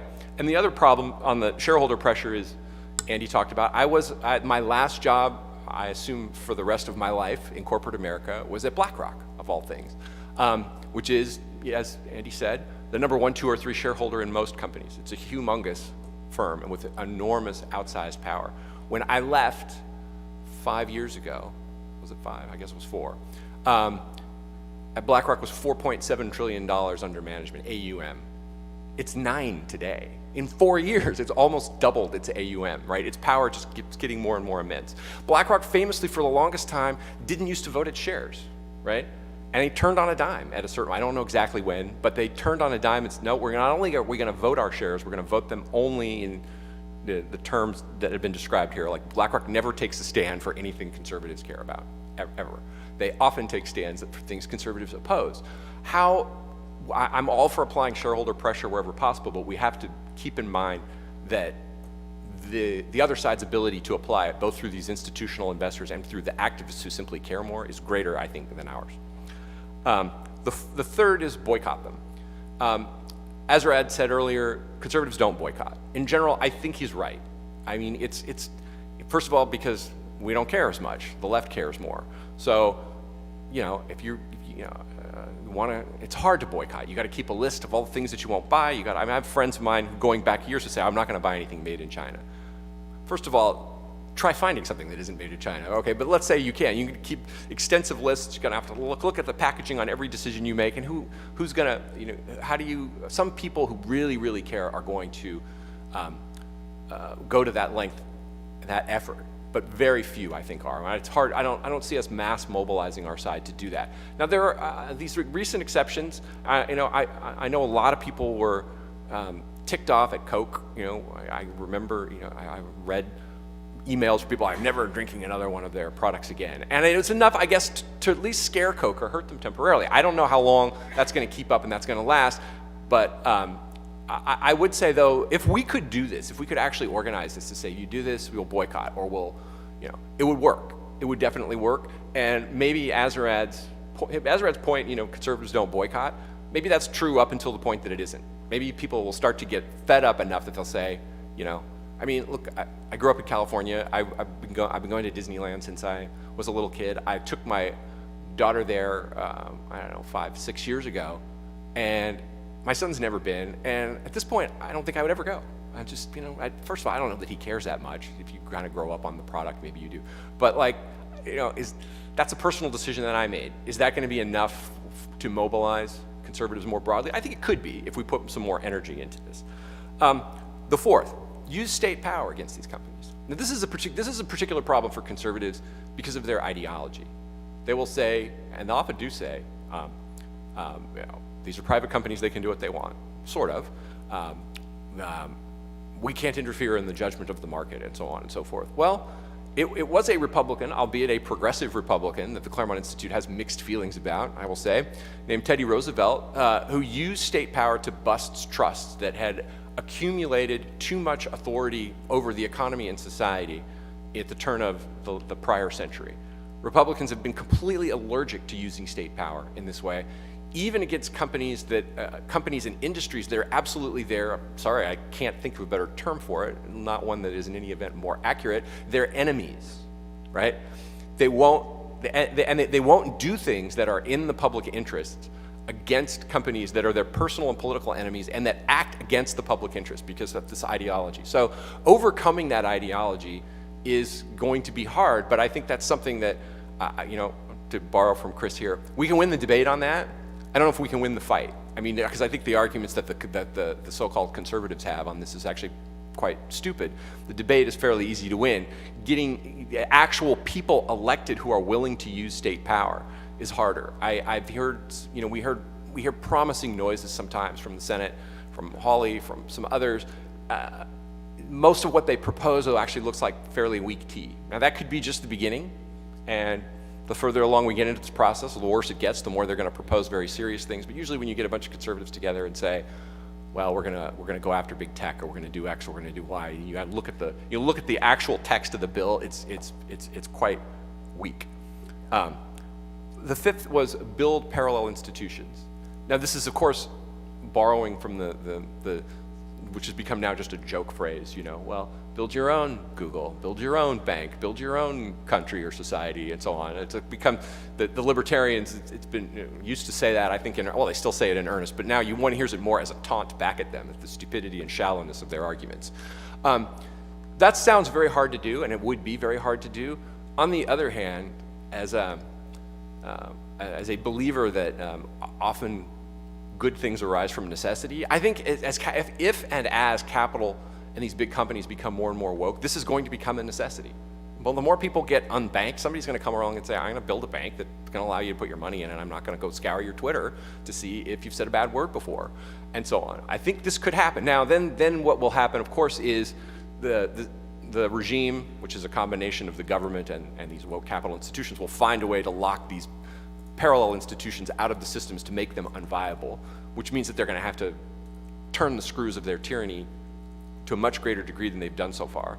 We'll see if they're willing to do that, and we'll see how effective they can be at that. But conservatives are going to have to be willing to build these parallel institutions if we're going to solve this problem eventually. And I think necessity, will spur that. That is to say, we all recognize right now it would be useful if we had, banks that didn't exclude people over this and so on. If we had search engines that didn't tweak the algorithms to suppress certain information and promote other information. If we had all of these, but we're not going to really start taking them seriously or building them until we feel the real pinch of necessity. And unfortunately, I think at this point, we don't feel it keenly enough. But I think the day is coming probably when we will, or when we might. Sixth is wait for this all to collapse and go away. I am a believer that it will have to. That is to say, this one I maybe can talk about a little bit longer, because having worked in a lot of these companies and then been for a number of years a consultant to many more, I know them pretty well from the inside, got to understand the mindset. They're willing to sacrifice a certain amount of profit and a certain amount of competence for a certain amount of time to virtue signal. So they kind of go through their argument in stages. One is, this doesn't cost us anything. Doing all this stuff actually makes us money. We do better when we adopt woke policies, when we hire on a basis other than, strictly merit or the best person for the job and so on. And they come up with all of these rationalizations, arguments for it. Layer two is sort of, well, we might lose a little bit at the margins, but it's more than compensated for by all the things that we gain. Level three is, I'm willing to pay a price for doing the right thing. I mean, we heard a couple of quotes along those lines. I think Peterson quoted, Phil Knight saying that, and woke CEOs are not new. I would say though, for one thing, Phil Knight, just as not that I've ever done any work for them, but he's a little bit of an outlier in that, he's a real 60s guy who went in with the idea of making this company as kind of flower childy as he could, sort of like Howard Schultz at Starbucks. So I don't know that he's quite as representative. He's more vanguard, but they all eventually get to the point where, well, I'm willing to pay a price for doing the right thing. But Andy is certainly right that the purpose of these companies is profit, and we will see. We will test the economic laws of gravity if they can continue paying these prices forever and not see profitability go down, efficiency go down, eventually the stock price go down, and eventually these places just stop functioning the way they're supposed to, and the shareholders bail. We're certainly not at that point right now. I just checked on my phone to see what, when I left BLK, the stock was in the 400s. It got under the Trump rally in the first year of the Trump administration, it got all the way to about 590, and then it went back down, and it was in the 3 to 400s again. Well, it's been doing great lately. It's at 850 right now. So these places they're not suffering yet from any of these decisions, but if economics works the way, the old textbooks, the ones that told the truth about supply and demand and things like that, works the way we think it does, they'll eventually pay a price for this, and the system will break. You can't keep making decisions that don't have to do with your core, that either have nothing to do with your core business or that are antithetical to the interests of your core business, and keep expecting profitability to go up and the stock price to go up forever. But, okay, segue to number 7, which is wait for the collapse. So 6 was wait for the collapse. 7 was accelerate it. Well, why wait? Why not see if we can turn the screws on them a little and speed this process up? say, wait a minute, you said your board has to be only 5%, hires based on criteria other than, well, why not make it 100%? Why shouldn't the conservatives kind of start just concern trolling the heck out of woke capital and saying, you are not living up to your stated principles. If you are living up to your stated principles, here's the list of things you would have been doing, and we put our own pressure on them and say, you got to adopt all of these policies in order to have a clear conscience and to be standing up for what is right. And of course, most, if not all of these policies would lead to their imminent collapse. Are they going to listen to us on something like that? Maybe, maybe not. I think though that I don't know if it'd be more effective, but it might be somewhat effective. As Chris says, calling out hypocrisy never works. They don't care. B, hypocrisy is priced in, and C, hypocrisy actually becomes part of a point of pride at a certain point in the way these companies operate. But telling them, if you say you stand for X, but you're doing Y and Z, that's wrong. You need to go all the way. That does have something of an effect on them. So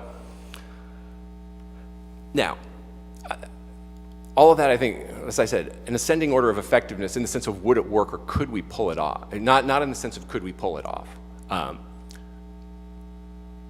In that latter sense, I do think things are going to have to get significantly worse before they get better. And I don't know how many, several of you were here at a conference, not here, but we did it in Vegas, but at a Claremont Institute conference that we did earlier in January, about big tech. So it was kind of a subset of this problem. One industry in woke capital, but a very powerful one. And Curtis Yarvin was there, and he said something that stuck with me, and I thought was memorable and wise. Well, what do we do about Twitter and Google in particular? And he said, well, people were proposing various ways to pressure them. So think about it this way: if you're Jack Dorsey, who are the priests that you care about the most, the people whose opinions matter to you most? And it's basically Harvard and the New York Times. He really cares what's said about him in the New York Times. He cares what the Harvard faculty and the lead intellectuals think. He doesn't necessarily care what conservative activists think. Is it possible for us as a group to put more pressure on Jack Dorsey than Harvard and the New York Times puts on Jack Dorsey? So he's pressed from both directions, right? But on the one hand, it's a boulder that will run him over and squash him like a bug. And then on the other hand, it's a 98-pound guy kind of going like this. So he's pressed. As a college professor, I remember this very vividly. I was in an astronomy class, I was talking about gravity. And it's all bodies, gravity is a mutual attraction between all bodies. And so somebody asked him the question, it's a huge lecture hall, somebody asked him the question, well, what does that mean? I know that if I jump off Sather Tower, which is a tower in the middle of the Berkeley campus, I will fall. Does that mean the Earth is? He said, oh yes, absolutely. If you jump off the Campanile right now, the Earth will rise to meet you, but it will be by like some, a micron or so. And most of it will be you going to meet the Earth, and you will of course be killed since the thing is 300 feet tall.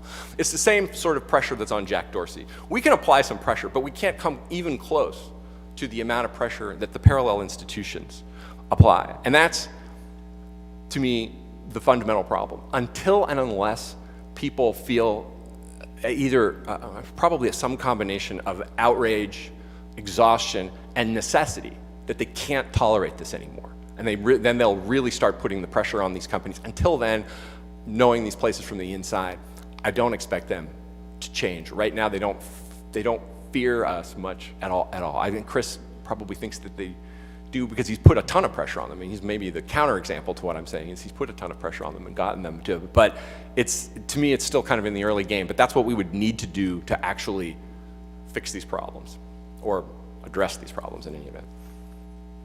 I think that was 15.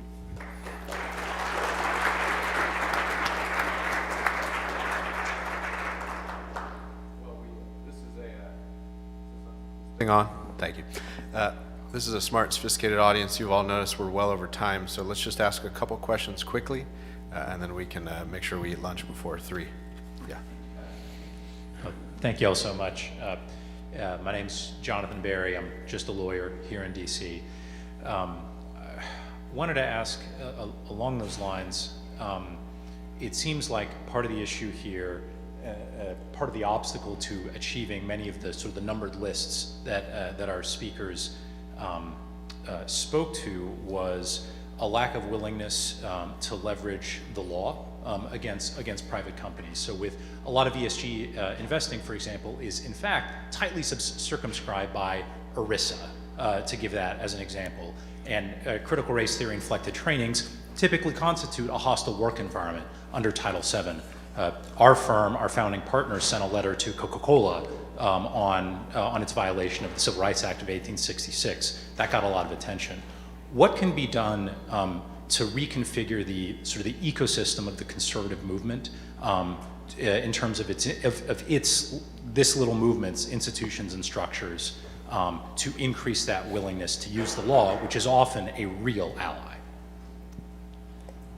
Yeah, I might take that. Yeah, so it's a great question, and I'll tell you what, you know, when the election results were tallied, and it was clear that Joe Biden would come into office on this critical race theory issue that I was working on, I knew that everyone knew, okay, when Biden gets in, he's going to scrap this executive order. So, you know, what I did was I went around to the various institutional players in the conservative world, to Heritage, to Pacific Legal, to, you know, all of the various players, and I said, all right, you guys should really start suing these people now. That's the next move. Can I feed you potential clients? Can I feed you stories? Can I help you promote this? And the unanimous response at that time was, we don't really do this. You know, this is not really in our issue area. This is not something we've done before. Some people said, well, we don't sue private companies. And there was a very kind of dead response. It's like, we haven't done any of this stuff before. And so I was kind of disappointed, and then I thought, well, I mean, I'll just do it. I'm not a lawyer, but I'm sure there are people that want to do this. So I put out a call and had, I think, about 150 volunteer attorneys all over the country say, we'll file suit. So we were working with this ragtag network. I think our first lawsuit was like a personal injury attorney in Los Angeles. And I mean, really people that were just, hey, I am a lawyer, feed me a case, or I have a lead on a case, like, let's just start filing lawsuits. But then something shifted within a few months. Once those initial kind of ragtag, solo practitioner lawsuits started getting filed, all of the institutions started to say, we want in on this. And now we have all of those big players that at the beginning were say, hey, we're not really equipped for this. They're now in this coalition. And I think over the summer what you're going to find is, I'm not going to reveal too many details, but you'll probably see somewhere between 6 and 8 lawsuits getting filed on these issues in the next few months. And these are getting, you know, all of the big institutional players. I don't need to name them for you. They're all now working together in this coalition. And I think we have now the conservative legal movement seeing an opportunity to restrain and constrain these institutions through lawsuits. So it's happening. Though, the initial response you got is very telling. I mean, there's no chance that if the left wants something, there's people out there who will fund it, they'll get talent behind it, they'll build an institution, and they will press that issue to the wall until they get it. And we can't get any of our institutional assets, so-called, to do this. That we can't is very telling, and it just shows there's a failure on the right. Where is the money for this stuff? Where are the institutions that are dedicated solely to doing this, funded by, and, you know, it's a problem that we have vis-a-vis, relative to them, that's been deepening over the course of my lifetime. I hope that's beginning to turn around now, but I'm trying to be diplomatic here, but I don't yet, of course I exempt the Claremont Institute, but I don't yet sense this as much of a thing from the institutional right, or it needs to be. Yep. This will be our last question, just so we can get set for lunch. Good afternoon, Stephen Jordan. I've been on the front lines of this since it was known as corporate social responsibility and a lot of these things. And the problem is, this isn't something that just happened this year or last year. This has got about 30 or 40 years since 1980 of architecture, whether it's codes of conduct, whether it's creating the UN Global Compact, whether it's creating all kinds of curricula basically going back to Boston College in 1986, Business for Social Responsibility in 82. I mean, this isn't something where we're going to have to be able to snap a finger and think that we're going to fight it all at once. But Christopher, you've been extraordinarily effective in this very short time on the leading edge of this. My takeaway from what you all have been talking about is that we kind of need an all of the above strategy. To Michael's idea, you hit them with the boycott, but you hit them at the holding them to account on their own petard. Nice Saul Alinsky thing going on there. But the truth is, again, as Michael was talking about, and I know this fairly well, it's really our millionaires against their billionaires. We're talking about kind of the base of funding for republicanism, small r republicanism, just doesn't have the capacity that 7 out of 10 billionaires, Bloomberg and Steyer alone put in $1.5 billion into the 2020 campaigns. We just don't have that kind of firepower. So it strikes me that strategically we need to think of like a short-term game, a mid-term game, and a long-term game. And we also have to think in terms of limited resources. So my question to each of the panelists is, okay, whether it's we have $5 million or $50 million, that really doesn't compare to 9 trillion, right? But say we had 5 million, because we have millionaires instead of billionaires. Say we had 5 million. Where would you spend it on? Do you focus on the immediate thing, or do we have to play more in the long-term thing? Where's the center of gravity if you don't have unlimited resources, where you start to hit, where you focus it? Why do I have to answer that? Well, it comes back to this question of pressure, or really, if we want to be blunt about it, fear. You know, how can you? If these companies start once they start to fear that, you know, instead of I'm sacrificing, you know, let's say 5% of my profits for doing the right thing, but 15 or 25, and I can't sustain that. That's when things change. So, what would engender the most fear? It seems to me that. A sort of a combination of bad publicity and boycotts. The bad publicity fuels the boycott. So generate as much bad publicity as you can. I mean, expose as much stuff as you can.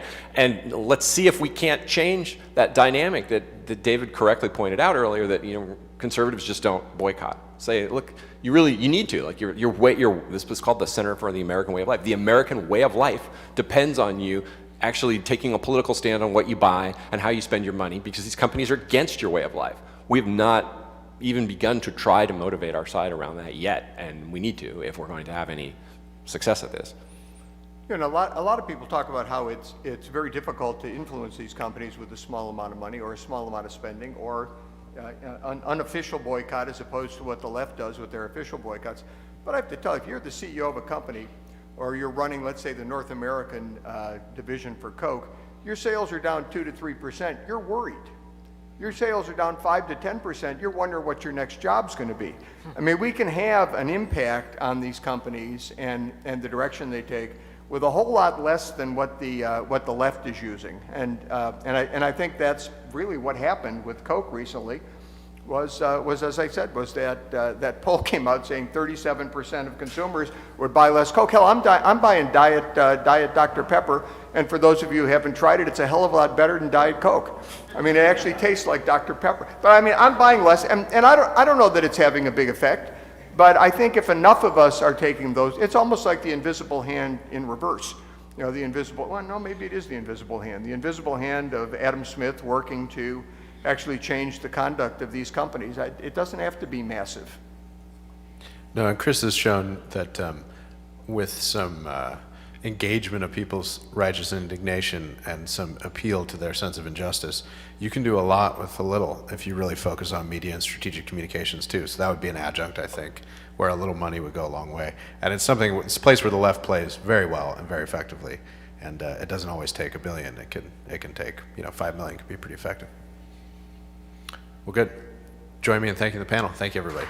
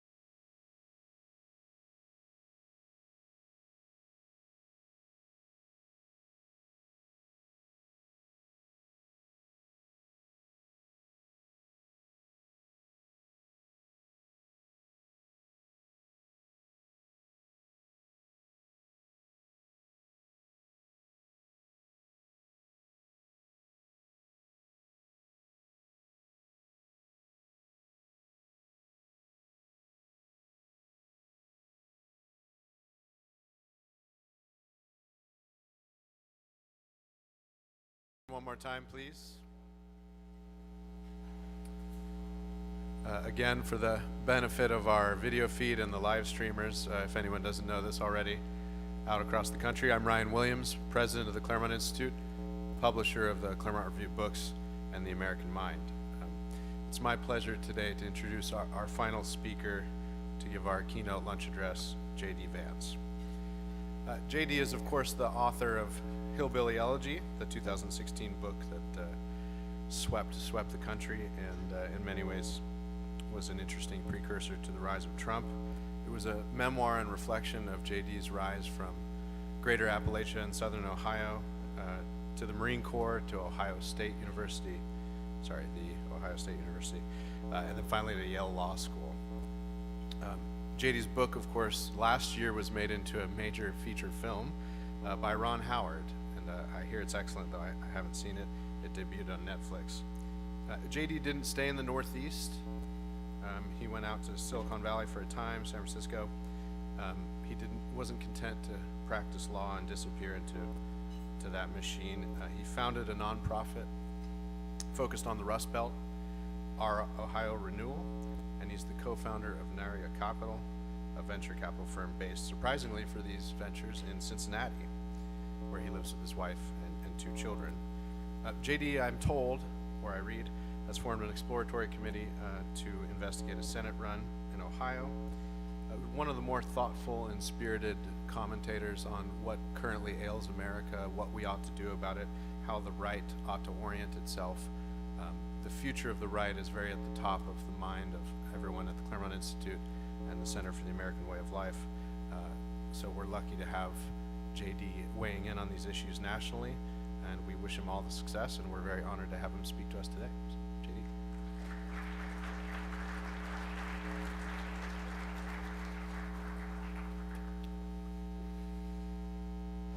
Well, good afternoon. How's everybody doing? Here we go. Arthur, Ryan, how much time do I have? I want to make sure I'm not keeping anybody too long. 3 hours? Okay, great. So, I thought I'd start today by sketching out a vision for how I see what we should be about in the conservative movement in the 21st century, because I think it's useful to anchor ourselves not just in first principles, but in the lives of the people affected by those principles. And then I'll talk about why woke capital I think is such a problem and what's going on. I'll try not to be too loquacious and keep you too long, but I care about this topic and I care about what we're discussing today. So if I go a little bit long, I'll ask your forgiveness in advance. So, my view of what the conservative movement should be about is pretty simple and pretty straightforward. I think that we should fight for the right of every American to live a good life in the country they call their own, to raise a family in dignity on a single middle-class job. It's a simple vision that if you work hard and play by the rules, you should be able to live a good life in this country that is your own, that was built by your grandparents and parents, that will be inherited by your children. Now, it's of course more complicated in some ways than it sounds. I think that requires that we respect our history in order to give that to people, so that people are anchored in the traditions of this country, so that they can teach their children those traditions, and so they can pass off a feeling of rootedness in their own community. That's why, of course, we worry about the assault on our history in our schools. I think it requires that we give our children and ourselves the right to speak openly and participate meaningfully in this democratic society of ours. That's why we worry so much about censorship, whether it comes from the government or whether it comes from the big corporations. I think that it requires that has dignity and is meaningful. That's why we worry about our trade and economic policies, so that the people who do work hard and play by the rules actually have good jobs there to employ them. It's why we worry about our foreign policy, so that we don't send people to wars that have no connection to our national interest and end up depleting our country of its most useful resource, the young men and women who fight for our military. All of these things, all of the battles that we fight, as complicated as they are, affect and implicate this question of whether we're enabling the people, the citizens of this country, to live a good life in their own nation. Now, I happen to believe that the biggest obstacle to this, the biggest obstacle to accomplishing this vision is woke capital, which of course is the topic of conversation today. And I believe that those of us on the right need to wake up to what's really going on, because in practice, we have lost, and I hate to sound cynical, I think I'm just being realistic, we have lost nearly every institution in this country that actually matters. We've lost the academy, we have lost the media, we have now lost the government, and we have lost the business and financial institutions too. That's what woke capital is really about. If we're trying to define this term and understand what it means, it's rooted in the fact that the biggest businesses, the most powerful institutions, the most powerful banks in this country have aligned themselves against us. Now that is an obvious fact. You see it in a number of ways. A couple of years ago, one of my most frustrating, or one of the things I've been most frustrated about in American politics is when Stacey Abrams said about a Georgia abortion restriction a couple of years ago that this was a bad bill because it was bad for business. That was the argument of our new corporate neoliberal class. And she was right. And this is something those of us on the right have to accept, is that when the big corporations come against you for passing abortion restrictions, when corporations are so desperate for cheap labor that they don't want people to parent children, she's right to say that abortion restrictions are bad for business. And what that means for those of us who want to protect the dignity of the unborn is that we should be for abortion restrictions, even if they are bad for business. We should support the dignity of human life, even if it means the corporate class doesn't like it. That is a simple and unavoidable fact of the era that we find ourselves in. But I think no moment illustrated what woke capital meant for our country than the riots last summer tied to the Black Lives Matter or BLM movement. Now, we all know the ideology that underpins this movement. We all know what happened. In Minneapolis alone, I believe $13 billion of damage was caused by the riots set off by the Black Lives Matter movement. Woke capital is when the companies and businesses are more invested in a movement like BLM than traditional American principles, and they are. And importantly, if you peel back the onion, what you often find is that the businesses that are most connected and most devoted to destroying our values are also benefiting financially from it. Let me give you just a couple of examples. The insurance companies in Minneapolis, who saw billions of wealth, black and white, destroyed by those riots, have consistently underpaid the premiums to the owners of those businesses who had their livelihoods destroyed. In one example, a guy had to pay $140,000 to have the rubble from the business that he built carted off by the city of Minneapolis, and his insurance company reimbursed him to the tune of about $40,000. That's just one example that I read. Now, who was one of the biggest funders of the Black Lives Matter movement? The insurance companies. They avoided the criticism that they weren't paying their own clients for their own damaged property, while at the same time, they were making that damage more likely by funding the movement that was causing it. And increasingly, if you look at the details, if you peel back the onion, this is happening. The best example, of course, is Jeff Bezos, one of the largest funders of the Black Lives Matter movement in this country, to the tune of millions of dollars. Now, who benefits most when small businesses on Main Street are destroyed? Who wants to see their competitors unable to deliver goods and services to people so that you get it delivered in your brown Amazon box? Jeff Bezos. There is a direct connection between woke capital and the plunder that's happening in our society today. The people who are invested in destroying America via our corporate class are also getting rich from it. This is an important piece of the puzzle to understand. Now, why is this happening? I think this is a really important question. I know that we have had some very good conversations today about what's driving it and what's going on. But I want to offer 3 suggestions for what's driving woke capital. Try to be brief here. The first is the rise of the digital over the real economy. If you look at the companies that are most woke, that are most aggressively anti-American and anti-conservative, they are the companies that operate in the digital as opposed to the real economy. If you're manufacturing something, if you depend on cheap energy, if you're building something with your hands or employing those who do, if you're shipping goods from one part of the country to another, you are fundamentally less woke than the digital technology oligarchy that's trying to destroy the country. You see this consistently. Now, sometimes, of course, those companies can be woke too, and sometimes there are some digital technology entrepreneurs who are not woke. But by and large, the digitalization of the American economy is one of the biggest drivers to the American corporate class becoming woke. It's consistent, you see it everywhere, and it's a big problem. A second suggestion, or a second thing that's driving this, is the rise of globalization.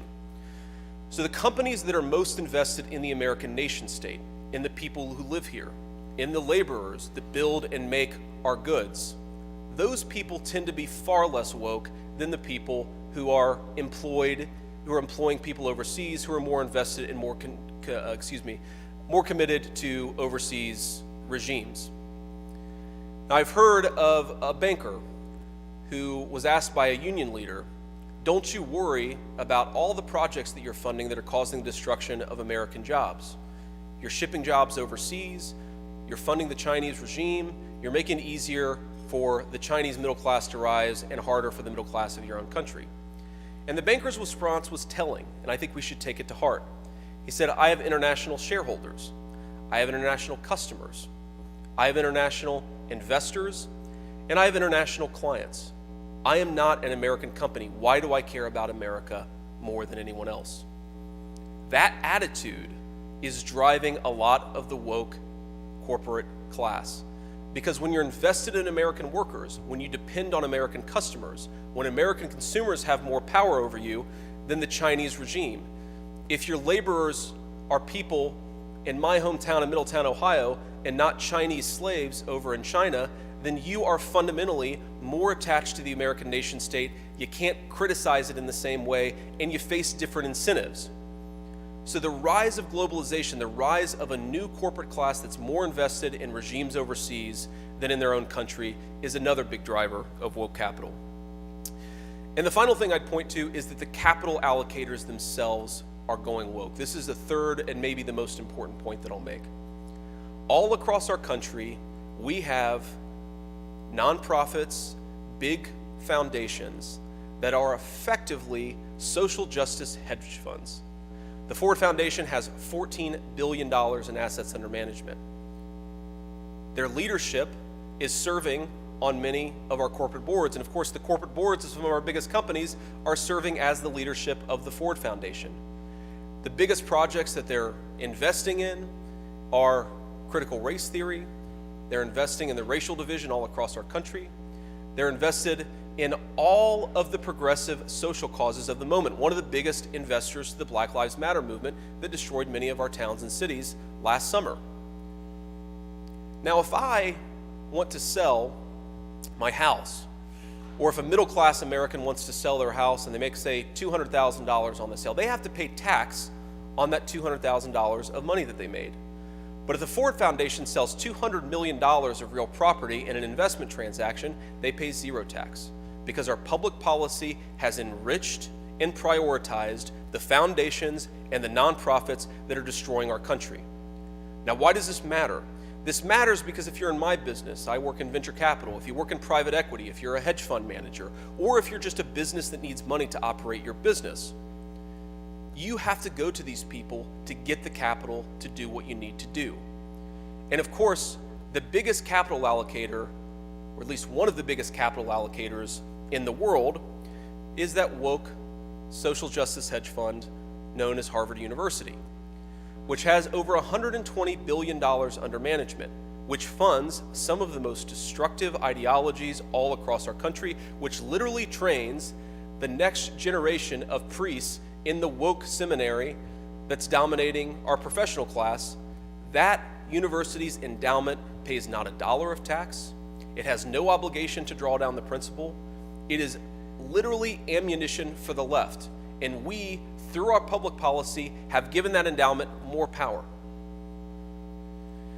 Now, this raises the question, of course, what do we do about this? And I don't mean this to be exhaustive. I can't possibly sketch out everything that we have to do on the question of woke capital.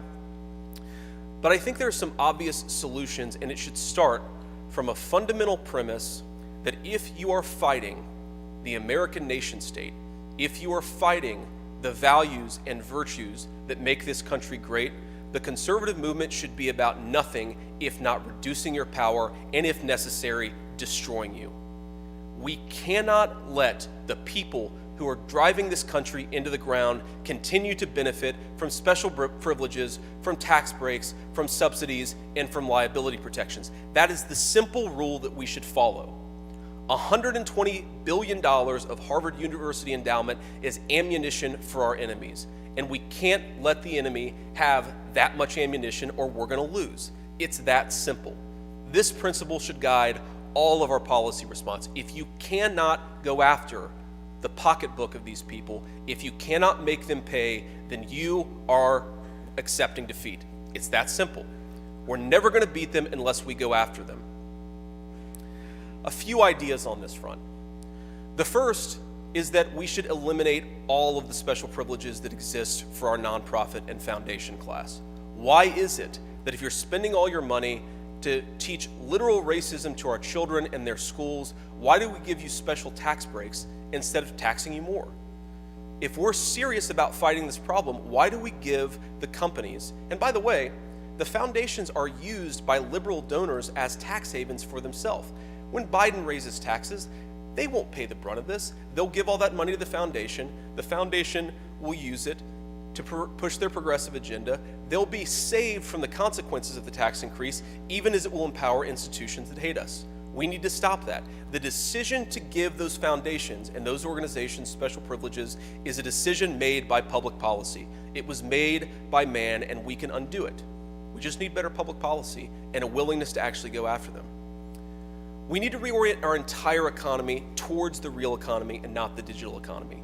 It is striking how much the digital economy dominates in our public policy. To give you just one basic example, there's a high-quality manufacturer in central Ohio that makes natural gas compressors. Their corporate tax rate, like everyone else's, is 21%. Ask them what their effective tax rate is, and they'll tell you it's 21%. The reason is because they can't hide their assets. They can't pretend that their assets exist somewhere else. They're making things in the state of Ohio, employing good Americans in good American jobs to do it. Ask Google or Apple or Facebook what their effective tax rate is, and it's somewhere between 0 and 10% because they can pretend that their digital assets are located overseas. So our very tax code biases the companies that are most invested in the American nation state. That has to stop. We should have a different preference and a different goal. Go after the companies that are destroying this country, reward the companies that are building it. It's that simple. That's what public policy is about. And if we're unwilling to use those levers, we should get out of this business altogether. The globalization point has been beaten to death in the last 5 years, but I'll beat it to death a little bit more because I think it's important. Recall that banker and what he said about his international customers, shareholders, and employees. We should take that person at face value. If that person doesn't believe that he's an American institution or part of an American institution, we should treat him like that. If you are more invested in regimes that hate this country, if you're more invested in workers in slave camps in China than the people in my hometown, no more tax breaks, no more tax cuts. We should be raising their taxes if they're shipping American jobs overseas, not cutting them. That's how you fight them. That's how you fight them at the pocketbook, and that's how you make them pay. It's that simple. Globalization was a choice. It was a choice that we made to make it cheaper to hire Chinese slaves than American workers. It's not cheaper for our country. It's not cheaper for the people suffering from heroin overdose deaths at record numbers in our country, or for the millions of children growing up without fathers in the home. We made the choice to destroy our communities. We let the Chinese do this. It was our elite's fault, and only public policy is going to fix that problem. A lot of other things out there. I think it's important to go after the human resources bureaucracy, of course. If you are actively teaching racism in American schools, in American corporations, if you're creating a hostile work environment because you have to tell everybody that they need to deconstruct their privilege or they need to sacrifice or repent of their whiteness, then you're committing what should be a violation of the law in this country, and people should be able to sue you. We have used the human rights bureaucracy to enforce critical race theory on our corporate class. We could use it to enforce the opposite. Again, we just have to be willing to use the power that's been given to us and go after these companies where it actually hurts.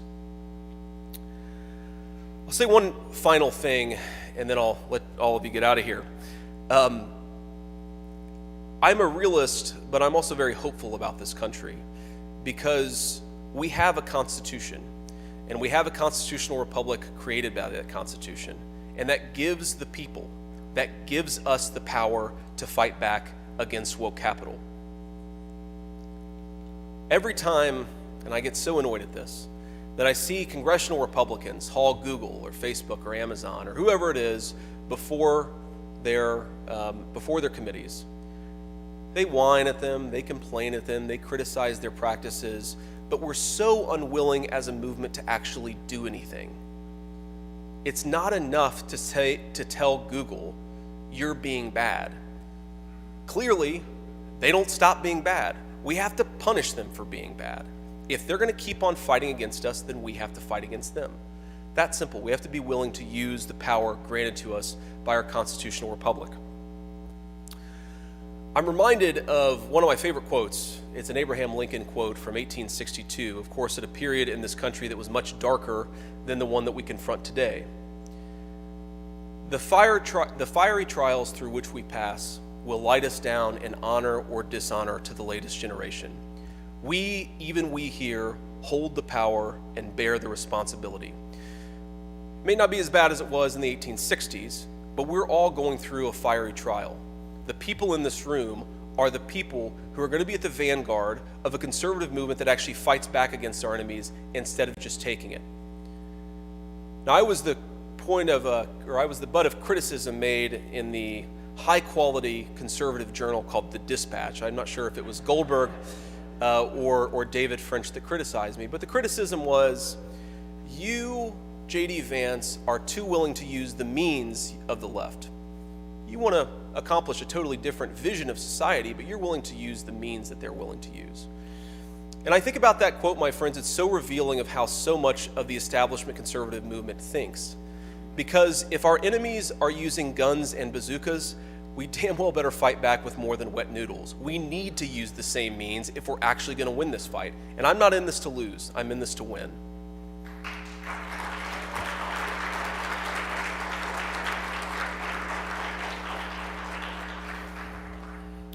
But this is our country.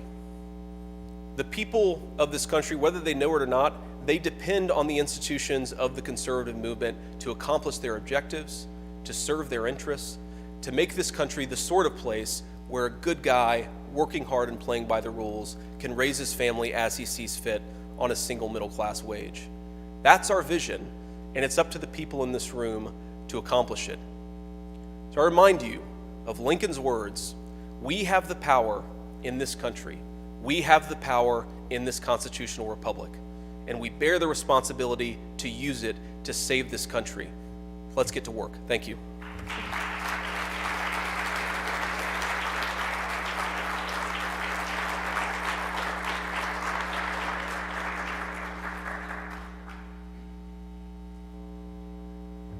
Well, everyone, here is where we adjourn. Thank you very much for coming. Thank you, JD. Thank you to all of our speakers. And remember, you are authorized now to be critical of these corporations. You don't have to pathetically suck at their tit for the rest of your life and call yourself a conservative. We are in the midst of, as was nicely highlighted just now and before, in a kind of revolutionary action in the vanguard of which are many of these corporations. So I hope to leave you with those wonderful, joyous words. Thank you very much for coming. We hope to see you again soon.